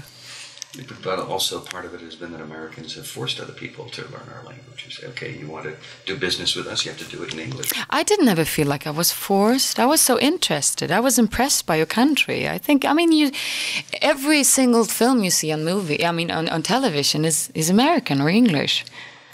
And it's easier for us to learn because we don't dub the films. We have subtitles, so we still hear the language, and then it becomes much easier. You have a very provocative pose on the cover of the British GQ magazine. Yeah, that's the pose they did never let me to do in the film. Can you describe it for radio a little bit for people who haven't seen it? Hold it up there. No, I think the Bond films I've seen through, I always wanted to do a pose that they never let me to do. It was when they run, they go, James! And that looks just so James Bond. So I was trying to kind of do it just at least once. I did it on the cover. So let's get an "Oh James" from you. Since you didn't get to do it in the movie. Oh, I just did it. But she goes, "Oh James," because it's Russian. Thank you very much. Thank you.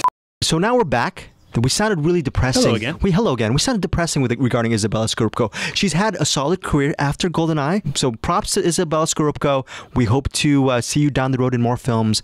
Speaking of films and a career, Famke Janssen, the next quote-unquote Bond girl. Yeah, she had the opposite path. She actually did go on to bigger and better.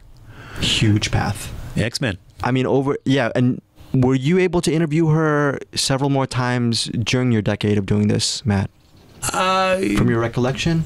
I don't recall. I was at this junket, but I don't think I interviewed her for any of the X-Men films, so I'm not sure. I may not have talked to her again. So I've interviewed her maybe, from my recollection, a bunch of times since then. So to your point, she's had so many opportunities with, just even recently with The Blacklist. We don't even have the whole litany of Famke Janssen stuff with the X-Men stuff and a lot of the indie movies that she's been doing. I thought very as far as an intro to Famke, I thought that what was interesting, I'm going to say this right now, was I never knew she wanted to be a director.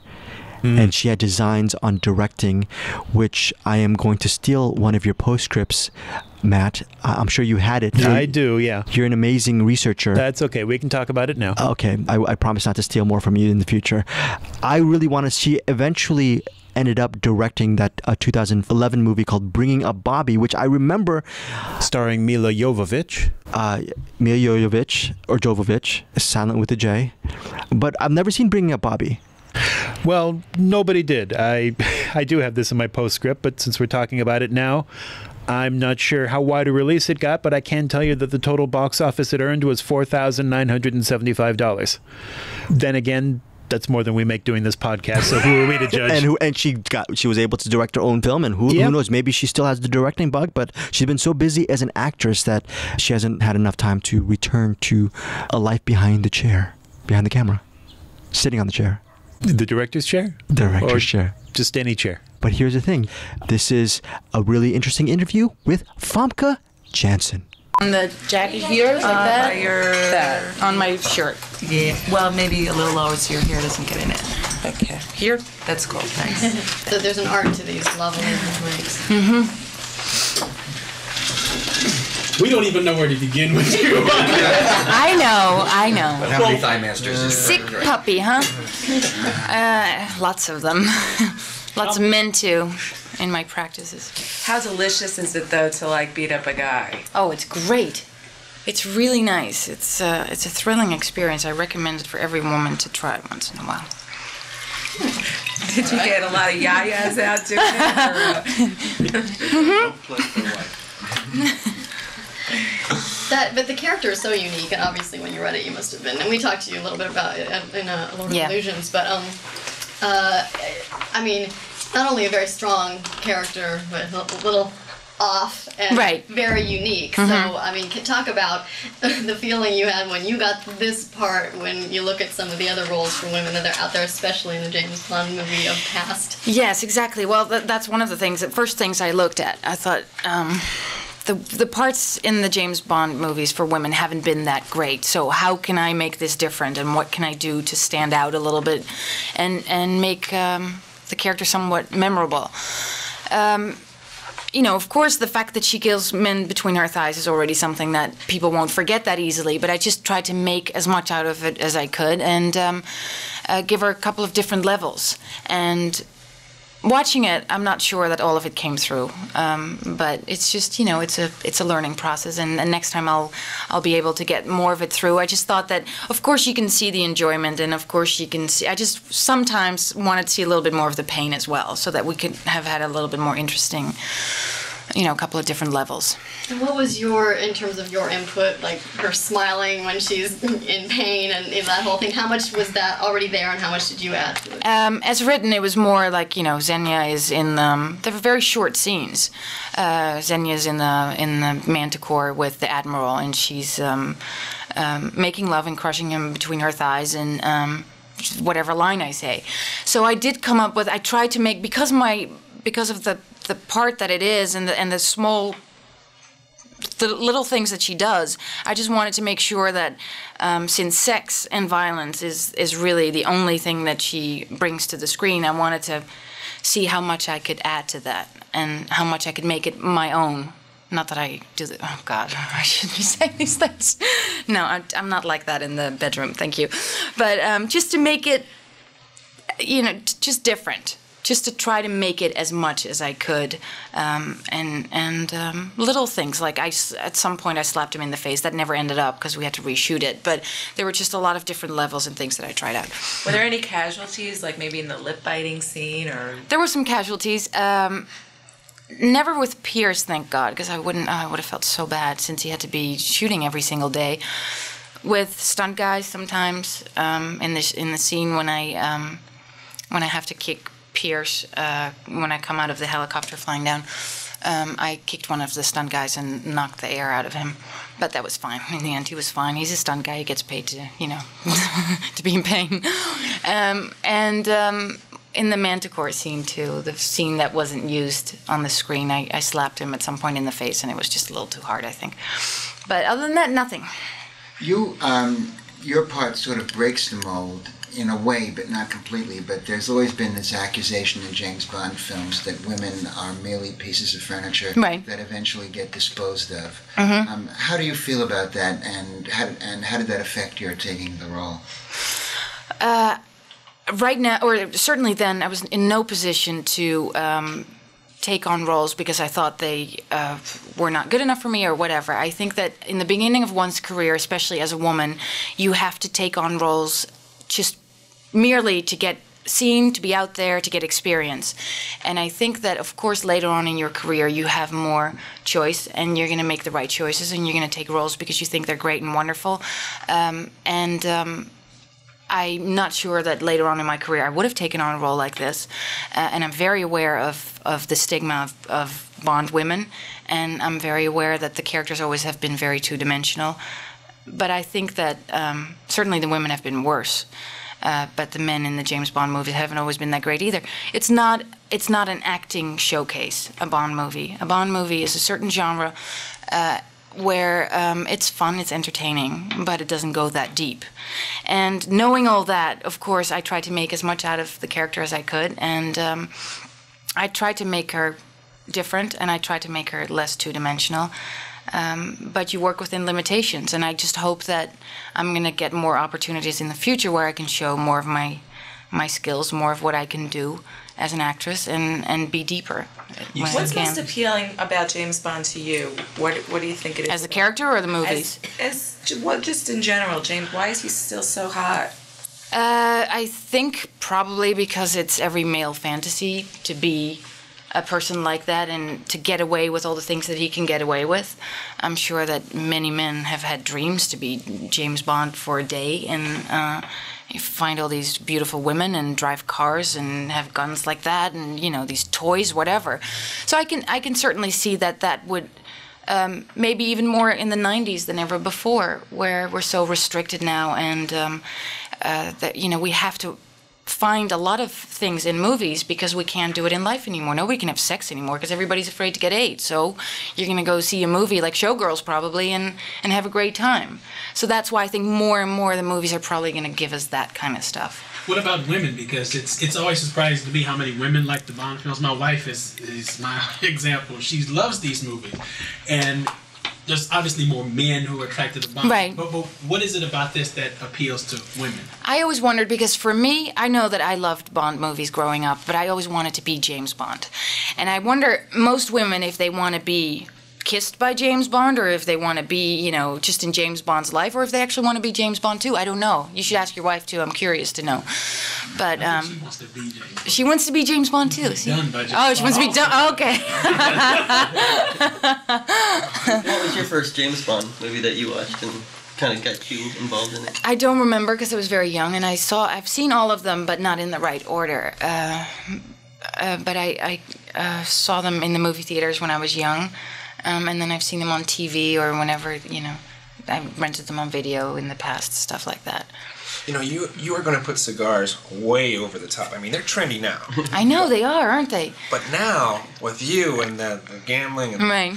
What kind of cigar was it? People love to know about cigars. What were you smoking at that point? Well, actually, I just ended up choosing a cigar and saying this is the size of it and the width and everything, and then they got me a box of, I'm sure, very cheap cigars that were not at all like what I picked out, just because, you have to keep using them and cutting them up and making, and then, use another one. And at 8 o'clock in the morning, I'd be sitting there smoking cigars. So it was certainly not what I picked out. I picked out a fairly expensive one. I don't even remember what it was because I went to a store and I just said, this one looks beautiful. I want that one. It was beautiful. Did you enjoy it, or you didn't like it to smoke cigars? I like the whole idea of it. I didn't have a great experience because it was, like I said, 8 o'clock in the morning, and you have to smoke 14 cigars. So, no, it wasn't that enjoyable. But I love the way they look and the way you hold them, and I think the whole thing's very cool. It just smells a little, You had quite a bit of gun scenes. Did you do a lot of training with Yes, I did. Guns? Yeah.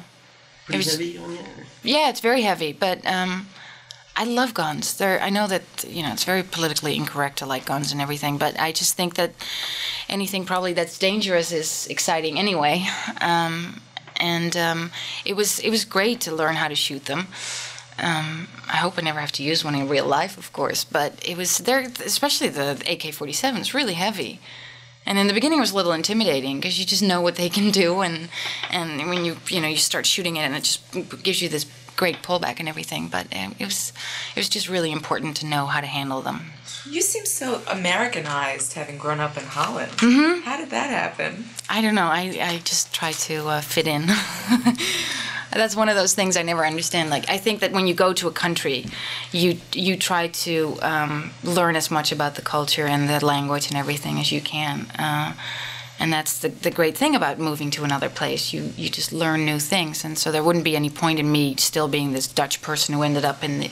Of course I am, but I try to adapt to my environment whenever I can. And also I want to be an actress in American films, so I have to try to be as American as I can. What was it like working with Pierce? He's great.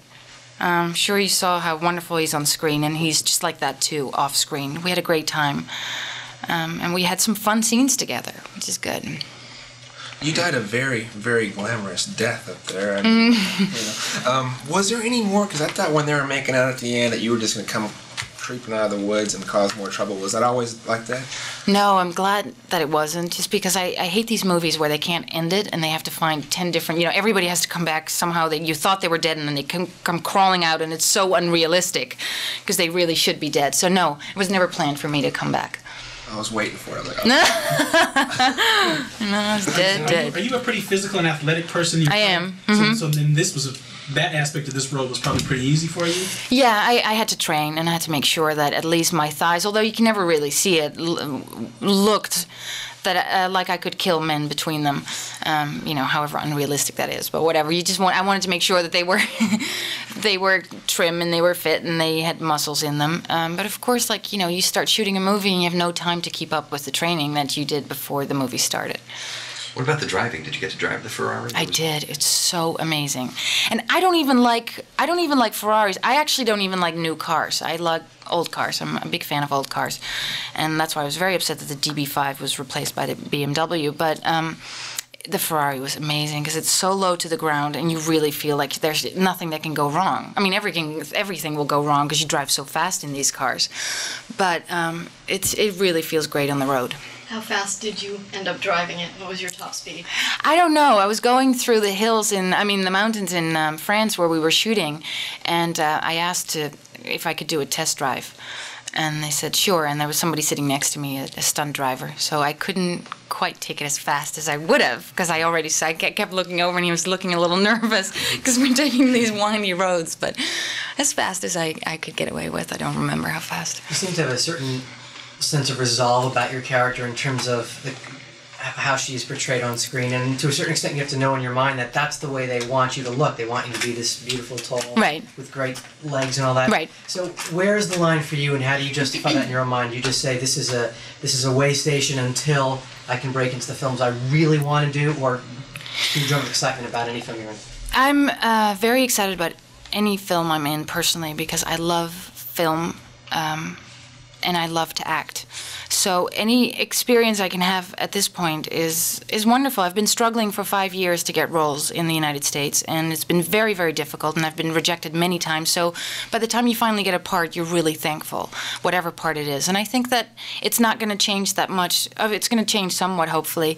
But there are very few great women roles out there, and I'm going to keep fighting. And I think that until women start writing scripts and directing movies and producing them, we're going to keep these kinds of two-dimensional characters in films. Do you find that directors and casting people don't take you seriously because of the way you look? It's something that I've had to deal with in my life, sure, but I don't know that, and it might be the fact that I'm dark or something. I never had to deal with it as much as I think other people have had to deal with it that I've spoken to. Their experiences always seem to have been worse than mine. Maybe because I'm so serious, and maybe because I really love what I do, and I think that I've been tested for the first couple of years in the States where people went like, okay, she's coming in, but we'll see. We'll reject her 4 times and see if she's still going to be out there and trying, and I am. What about your stature? Because I'm sure people look at they've seen your modeling work, or they look at an 8x10. Then you walk in the room and they realize, hey, wait a minute, Dustin Hoffman's only this tall. Yes, that's been many times. I've screen tested several times with different actors who were shorter than I am, and some men have problems with that, and others don't. And I just hope to work with the guys that don't care that they're a few inches or many inches shorter than I am. But we'll see. There are very few tall, like really tall actors, and I've worked already with one of them, Jeff Goldblum, and then Pierce is another one.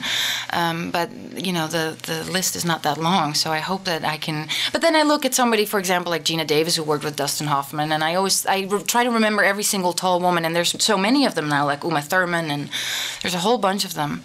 And I try to think of who they have worked with, so that by the time that name comes up and they're going to say, you're too tall, I was like, well, wait a minute. This other tall woman has worked with him, so it shouldn't be a problem. But now you're going from James Bond to John Bon Jovi? No, is that not going to happen? No, I'm not going to do that movie. Okay. It seems that every model now is trying to cross over into acting. Does that annoy you at all in terms of, there's models that might not take it as seriously as you, just because, I'm on the cover of that magazine, so now I'm going to do a movie, and everyone's going to go see it. Yeah. It certainly annoys me. Anybody who does that. I think that when you go into the field of acting and film, you have to take it seriously. And I think that it's fine, because all of them will realize probably sooner than later that you just don't last in this business unless you're really serious about what you're doing and you're working hard. Because there's always going to be somebody else who's working harder than you, who's more talented than you are. And a pretty face won't last that long on the screen. It's not going to be that interesting ultimately to watch that. But yes, I think that it does give model turned actresses a bad name when the people who don't study just come and think that the cover will get them a good movie. But I just hope that the 5 years that I've put into acting have sort of distanced me a little bit from the model image, and I'll just keep working. I don't care. It's really challenging for me to have these obstacles. You actually, it says you majored in writing and literature. How do you convince people in Hollywood that you have a brain, that you're not just a pretty face? I try not to. I think that's the first thing that you shouldn't do, is try to convince people that you're smart. Just be. And if somebody wants to find out what's behind my, then fine, they can find out. But if I'm really not that worried about it, I don't want to put anything on people, and I don't want to convince anybody of what I am. If they're interested, then they can find out. Otherwise, Are you still writing? Yes, I wrote a script last year, but I've been very busy this year promoting both Lord of Illusions and GoldenEye and shooting it. So I haven't had the time this year. Last year was my last writing experience, and that script just went to the bottom drawer of my desk because it wasn't that good. But I got it out of my system, and now I'll just keep going. I love to write. You had a lot of interesting costumes. Yes. What did you enjoy wearing the most? Some cool clothes. Yeah, well, of course I enjoy wearing something that's not as restrictive as the dresses that I wore. Everything was made for me, so at least it fit. But they were pretty tight dresses, and especially on, the sequence on the train. My heels were so high that I couldn't even walk through that door. So I had to keep, bending down and all that. So that all restricts you. And carrying a machine gun while you're wearing a little tight skirt and everything, it doesn't make it easier, but you just try to use these things. So I think probably I liked the outfit that I wear in the jungle just because I finally felt I could move. I was wearing pants and, nothing tight fitting. Does that annoy you? Do you ever say, look, guys, this is ridiculous. I'm on a train. I wouldn't be wearing this. Why are you stuffing me into this ridiculous costume? Yeah, but then if I started that conversation, I would never end it, because why am I killing men between my thighs? And why am I doing all these things that I'm doing? Why am I in a James Bond movie? The whole thing is ridiculous. So you just take the character for what it is and the genre for what it is, and then you try to work within those parameters. And I think that it actually made sense, in my opinion, that she was wearing these. Well, because it's fun. I never get to be that ridiculous in life. I'd like to be sometimes, and that's why I love acting so much. I get to do things that I can't do. So why go and play the character, myself on the screen over and over again? I wouldn't want to do that. I'd like to experiment, and I think that I've played this woman now, and I had a great time. I actually learned a lot from being that person, being that ridiculous, being that outgoing, and going as far as she goes. Not that I would go necessarily that far in my life, but I think I can go further at times than I have been. What did you learn from playing her? All those things that I just said. I just think that, especially in acting, I think that people... I like watching people on screen I've discovered who really seem to enjoy their characters and enjoy what they're doing. And I always think of somebody like Peter Sellers, who just, to me, pops off the screen because he just... I don't know if he had a great time doing it, but he really looked like he did. And I just want to make sure that, of course, I'm going to play different kinds of characters, and some will be tragic and some will be more comedic. But I'd like to keep that element in my roles. You've said several times that you love acting, and starting to say this now, what it is you love about acting. But is there something of you, does there have to be a little something of Famke in each character? Oh, yes. Oh, absolutely. I wouldn't want to play a character unless it had something of me, because then it really becomes something too far removed, and I don't think any audience member would be willing to sit through the performance. And that was the struggle in this character, because she is so out of control and because she is so far out there and over the top. I just wanted to give her elements that we all recognize. And I recognized when I played her. Does it scare you a little bit that there is some of Xenia in you, though? I mean, that you can Definitely. It's been scaring me a lot lately, actually. Thinking that, I definitely have that element in me, and it's something that, you try to hold back because you can't do much with it in life. It's too dangerous, but it's certainly there. Did you get to unwind a bit in some of these exotic locales? Did you take advantage of where you were? No, we were on a pretty tight schedule, and the most exotic location I was at was Monte Carlo, and we were working nights and we were working days, and it was pretty tough. But I didn't have much time. But that's okay, because I like being. It's much easier to stay in character when you keep working. I find it much harder when you get these off periods and you just have to break away from the movie and try to get back in. Joe Don said that it was a real family atmosphere because a lot of these people have worked on James Bond movies. They have, yeah. All the way through. Mm-hmm. What was it like, you being a newcomer into this family? Mm-hmm. Did they welcome you in? Was it a little hard? Well, what was hard about it for me was that I had to move from the States to London to live there for 4.5 months and find a house and all that kind of stuff. So when you work on a movie in the States and you go on location with everybody, then, in my opinion, you really become a family, because everybody's away from home and everybody is working as a group together. And now we all came in and out. Because it's such a big ensemble cast, we all came in different days and different months and whatever. So that was hard about it. It didn't feel as much like a family operation to me, just because I had to come in and out and because I had to move to a different place, and not at night you don't all go out to dinner because you all happen to be away from home. All these people went home, and you go to your own, little house somewhere in London. Did you and Pierce have any particular, interaction in terms of promoting the characters that the relationship that your characters have? Sometimes people kind of stay away from each other when they're in an antagonistic position in the movie, or did you? We didn't make any rules about it, but I think that because our characters are so competitive and flirtatious, I just try to put that element as much into our relationship as I could. So you were flirting? But nothing threatening to anybody, not my husband or his girlfriend or anything like that, but just to have fun. Because there was talk of that. There was some I know. saying that not true. He was into you. No. Did you practice saying her name? Yes, I did. Because, your name is the one thing that at least you know how to pronounce very well. So it has to sound more Russian, of course, too. What's next for you? Do you have something? I have had many offers, and I'm so grateful for that, since this movie and Lord of Illusions have come out. And I'm just working on something now that I can't do anything till January because I'm promoting this movie until then. So we're just working out, hopefully, this one movie that I really want to do. Can't talk about it. No, not yet. What did you think of the Tina Turner song? It was good. It was good. I have to hear it again. It was the first time I heard it, so I want to hear it again to see if it's one of those songs that's going to really be a hit outside of the movie, because some of them have been. Did you like it? Okay. Well, we're back. That was Famke Janssen, and the stuff I wanted to talk about after we already talked about. So I'm done. I hope one day you and I get our karmic comeuppance. Maybe one day you and I will see Bringing Up Bobby on Netflix, and we'll end up loving it. Or we will end up loving it. and pumping Bringing Up Bobby, which stars Mila Jovovich. Yes. I may see that eventually. Well, aren't you doing a movie a day thing? I was, but I like most of the things in my life that failed, and this won't fail, by the way. Our show won't fail, Matt. Oh, good. You know why it won't fail? I don't. Because we have wonderful actors like Pierce Brosnan on the show. I see an empty chair sitting next to you. I don't see Pierce Brosnan sitting in it. What can you tell us about Pierce Brosnan?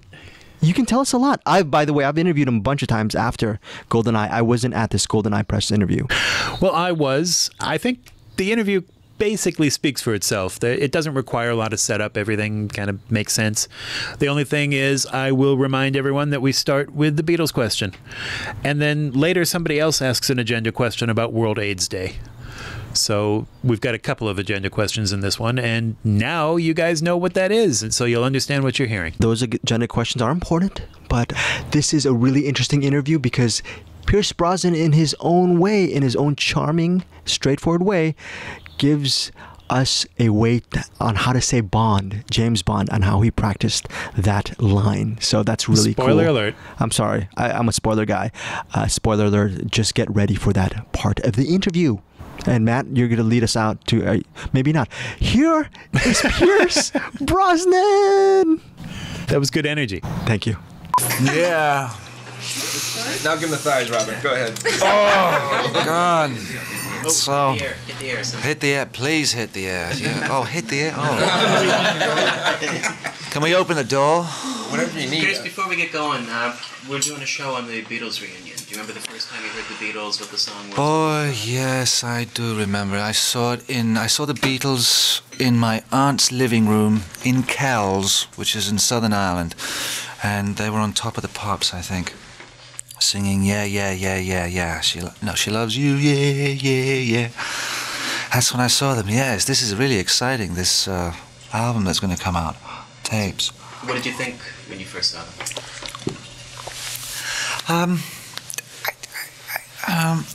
I can't remember. I thought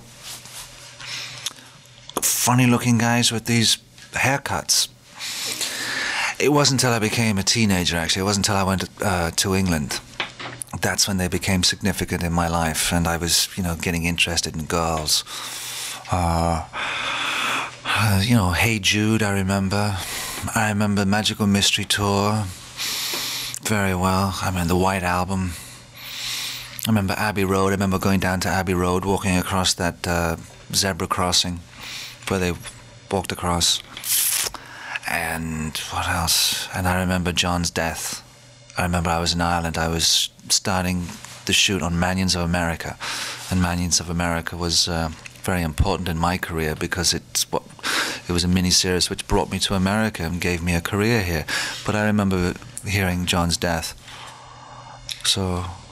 There's a very unusual history about your acquisition of this role. Can you go into a little bit of that story? In '86, I was offered this role. Remington Steele had been cancelled, and I said yes to this role. And then the people who owned Remington Steele, MTM, they had a clause in the contract where they had 60 days in which to resell the show should it be cancelled. And so during those 60 days, the negotiations went ahead with my being this James Bond character. And so much so that I found photographs. Somebody sent me photographs when I was in London there shooting the movie, because I thought this was a figment of my imagination. I thought I might have dreamt the whole thing. But there are photographs of Cubby Broccoli, Michael Wilson and myself signing the contract, doing the whole Bond pose. So it was very real, and in those 60 days, as I say, I did the costume fittings. My stunt double had started, and then it got very heated. And Cubby Broccoli said, "Look, I want this guy," and Cubby said, "You can have him for 6 episodes, but no more than 6 episodes." And the clock kept ticking. The days went by, and then on the 60th day, the MTM.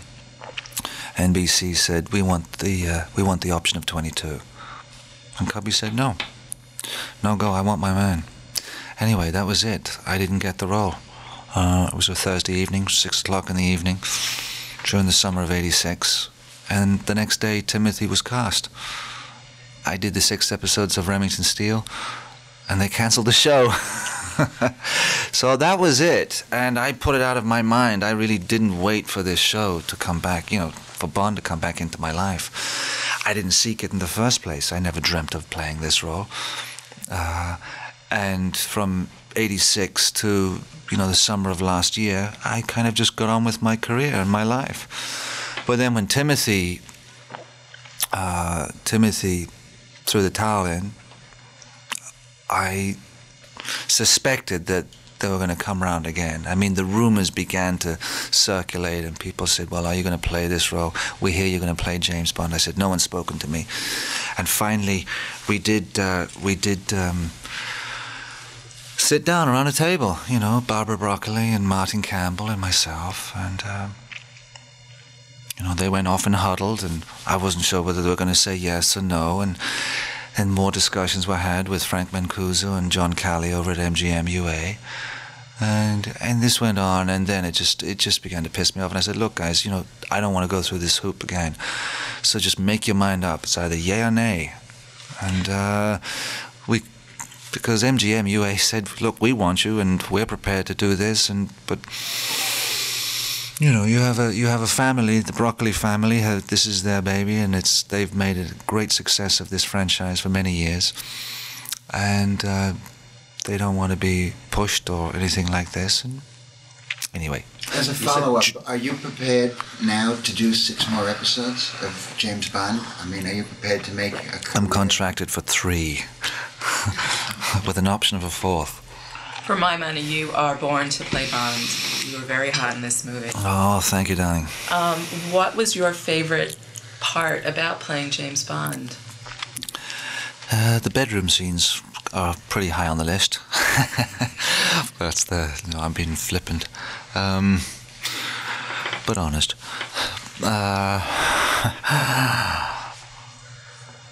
What's the favorite parts? The whole thing was just a hoot, really. I mean, the whole thing was a real joy to do. I loved going to work. It was a great challenge. There was a big responsibility. Yes, there was I had a certain fear factor, because you're high up on the wire with a character like this. I knew it was doable. It felt right. I felt ready to do it. I wanted to keep it as simple and as direct and as honest as possible. I had a wonderful director in Martin Campbell who kept me on track with the piece. And we had a good script. And everybody, the crew and everybody who was, involved in this movie, the men and women who've been with this project for many years, we all knew that we had one stab at this to get it right. And we better not screw it up. But just, I grew up with this film. Sean Connery was the man in my life. He's the guy that cast the long shadow. And so he's the one that I would look over my shoulder at every now and then. And I didn't feel any intimidation by it, because I knew I could match it. I just felt it, and I had to believe it. And some days, I woke up and I went there and I thought, am I getting it right? Am I doing it? And then you just have to have faith in yourself. You have to go back to who is this man? What makes him tick? There was so much that was enjoyable. I mean, but it was bloody hard work. That's all it was. I mean, it was a 6-month shoot almost, and it was a 6-day week, and the pressure's on. Did you practice in front of the mirror, doing the shot in the beginning where you? I hate to say it, but I did. I found myself going across the living room floor, practicing it. In fact, no, well, that's it. We just leave it at that. Yes. That Bond, James Bond line, you really did practice that? Yeah, you find yourself practicing it, because it's such a classic line. And, it's like, well, it doesn't come close to be or not to be, but yet it is to be or not to be for any actor who does Hamlet. You go, oh my God, I'm going to say to be or not to be. And you practice it. The name's Bond. James Bond. How many seconds do you leave between, Bond, James Bond? How long of a pause? And then you just, what's my name? The name's Bond. James Bond. There you go, guys. And people. Thank you. So yeah, but you take a big gulp and do it. And the day we did the damn scene, you know, Famke and myself, we'd spent 2 days on the scene, 3 days on the scene, and there were a lot of extras, and it was on a soundstage. And suddenly we shot every which way and shot on Famke, and then they came round on me, and it was 1:45. Lunch is at 1 o'clock. Union rules. Lunch doesn't matter where you are in the scene. The guys have to have lunch, and they didn't need all the extras. So I had 230 extras standing behind the camera. And they all knew that I was about to say the line, and I thought, oh my God. And you just, you know, you have to face the music. You can't wimp out at that point. You can't say, listen, could you clear my eye line over there? So it was just like showtime. So it gave it an edge. So I stood there and I said the line. That's it. Was that your little take, the collar scene there? Because I just noticed you did that, you know, when everything was happening to him, and you just like... Oh yeah, the flick, yes. Well, it's a... How about I stole it. Some of the physical challenges? What were some of the stunts and the harder things that you actually did? The fight scene. The fight scene was brutal with Sean and myself because we were in that room for about 5 days doing it. The bungee jump was pretty tough. And, you know, 185 feet. That's a big bungee jump. And, but... the 5 feet of it that I did was enough. But driving that tank?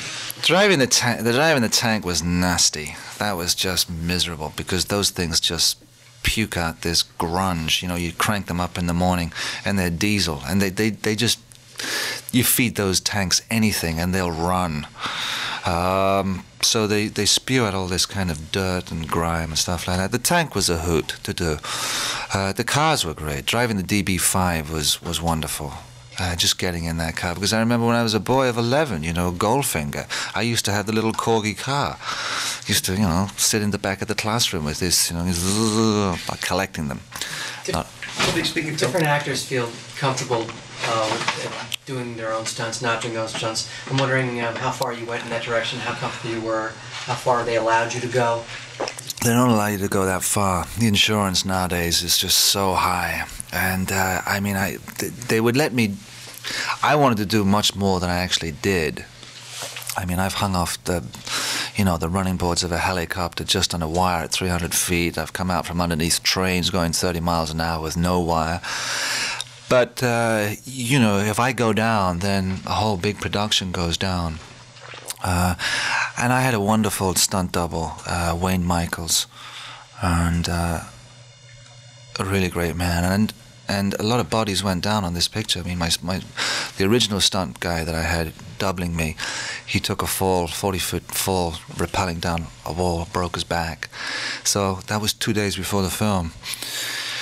So there is a lot of danger involved, and you just need to be, you know, just doing a fight scene and running and make a wrong move, and you get a dig in the jaw, and you get a nose broken, or you trip and you break an ankle. But all the one-on-one stuff I did, that ladder sequence at the end was really hard to do, because, you know, when that ladder shoots down, there's seven ladders there, and at the end you just pulled up really short. Was that a real response? Because when you land at the bottom, you went, ugh, you know. That was a real response. That my hands were shredded. Sean's hands were shredded. We had huge band-aids and plasters on our hands, and they had to make a coating for us. What else? And what other? We got whacked. He whacked me. I whacked him. I mean, because when you're moving that fast, I mean, in a fight scene like that, which is just really brutal, then you get hit.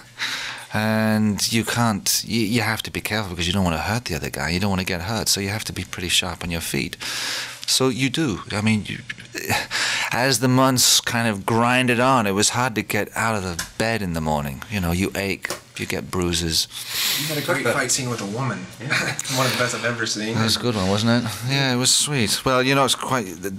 It's supposed to be ambivalent. You're not quite sure whether he's giving her one or whether they're kind of beating the heck out of each other. And Famke really kind of came up to the mark on this. Both the girls did. They're both beautiful. They're both really good people and really good actresses.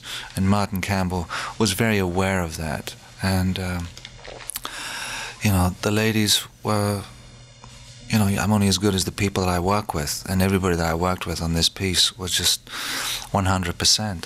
I talk about trusting your coworkers, though. I mean, Famke bites his lip and pulls it away, and that's you got to say, okay, she has to know when to stop. Right? They're interesting rehearsals for that, I suppose. She just rehearsed that once. I know, but no, I mean, it's she didn't go all the way. You know, there's a lot of humor in the movie, but I have a feeling that you may have seen more humor. You seem like a person that has a lot of, you know, humor in your spirit. So yeah. That, you probably, I had a sense that you would probably have to pull back on how much humor you put in. Yes, you did. I did pull back. I mean, because I didn't want it to be too broad, and it's trying to find the right balance of reality, fantasy, humor within the piece. You know, when Bond is dealing with his partner, Trevelyan, that has to be played. Betrayal. This guy has, you know, has messed with me. This is a man who I trusted, who I love, you know, and it has to be dealt with as almost as a love dance. You know, this is a man who I've gone into action with. So you play that for reality, and then of course you come to the scene with Famke. Well, you know, it's high camp, and it's a fine edge of not taking it really over the top and trying to still keep it real. And that was the balancing act, and that's, you know, you have to take the job seriously, but play it lightly. Which part of you is most Bondian, would you say? That you were able to click into the easiest? That is personality.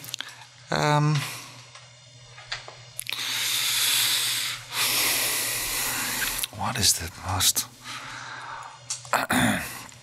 I don't know. I mean, as an actor, you bring so much of yourself to a role. It's like saying, "What if I was this man?" And that's what you do, and you use yourself. I mean, there's a lot of Brosnan in this. There's a fine line between me and him, but I'm not that character. I'm just pretending. I'm acting that role. I am an actor, and I say, what if I were in this situation? What if I were a highly trained professional, a commander, trained SAS, who's gone out there? What if I was this kind of man? What does that make me feel like? That is my job as an actor. So you bring yourself. You don't try and act the role, you try and be the role, and that's the job. One thing very courageous about your job is you have all those credentials, but yet you're willing to allow humor at your own expense. It was the first time I've ever seen in a Bond film. You're letting people just bag on you. That was a really courageous thing you did. What was your theory behind that? In what way? Where specifically? You know, the Royal Terrier, you know, all over England, you're a dinosaur, you know. That was really big of you to let that happen. I don't know whether it was big of me. I mean, big of me as an actor, Brosnan? You know, yeah, I mean, you can't. A lot of people can't say that stuff to James Bond, but yet it happens. Well, I think it had to be addressed. The whole sexist side. It's definitely that sexist, misogynist dinosaur. I think that's what spices it up. That's what ups the ante in the movie. And people were wondering, what is the Bond of the 90s going to be like? And I don't understand that question really, but I think they addressed it in the script very intelligently. And the guy is a sexist. There's no getting away from that. They diffused it in the last Bonds. And if you take the way that the guy just goes through women like, you know, a rapier, then you don't have any fun with it. The guys want to see him get the girls. The women out there, hopefully, will like it as well. I mean, this guy has a command of women. And I think it was all addressed in the script, and I think it's great that they kind of made fun of his character. It really is one of the funniest. It is the funniest James Bond movie that I've seen, and I mean in terms of a lot. There were sight gags, like when you were down in the gadget basement or wherever that Yes. people going behind the back and the guy in the That was funny. Did you, I mean, was that, first of all, was it fun to do the funny stuff like that and have kind of sure. be a straight man? And also, did that carry over into in-between scenes? Were you guys cracking up in between? No, I can't say it was a lot of laughs. No, I can't say it was a lot of laughs in between. It was pretty serious. If there's a next one, and I think there might be a next one, I'm contracted for the next one. Hopefully it'll be a little easier. But no, it was just down and dirty on the set, and there was a certain tension there, a healthy tension, a good tension. Was it fun then to do? Was it fun to do the scene? To stand beside Desmond Llewellyn, who's been in all of the movies, 17 movies. I mean, he is the Merlin of Bond. Was a hoot. It was a crack up. I mean, the guy who goes into the phone booth and the thing blows up. I mean, it's very hard to keep a straight face because you know you're being upstaged by this. But that's the joy of it. Was there any pressure to match the past James Bond, Sean Connery, Roger Moore? How'd you feel about that? Sean's the man that you look over your shoulder at. He's the one that you got to contend with. He's the one that, you got to come face to face with. Have you ever met him and talked about it? No, never met Sean. I met Sean in Spain a long time ago. But he didn't have too much to say to me. But he's been very gracious in print, I must say, and I really welcome his comments that he has made about me as an actor and as a man.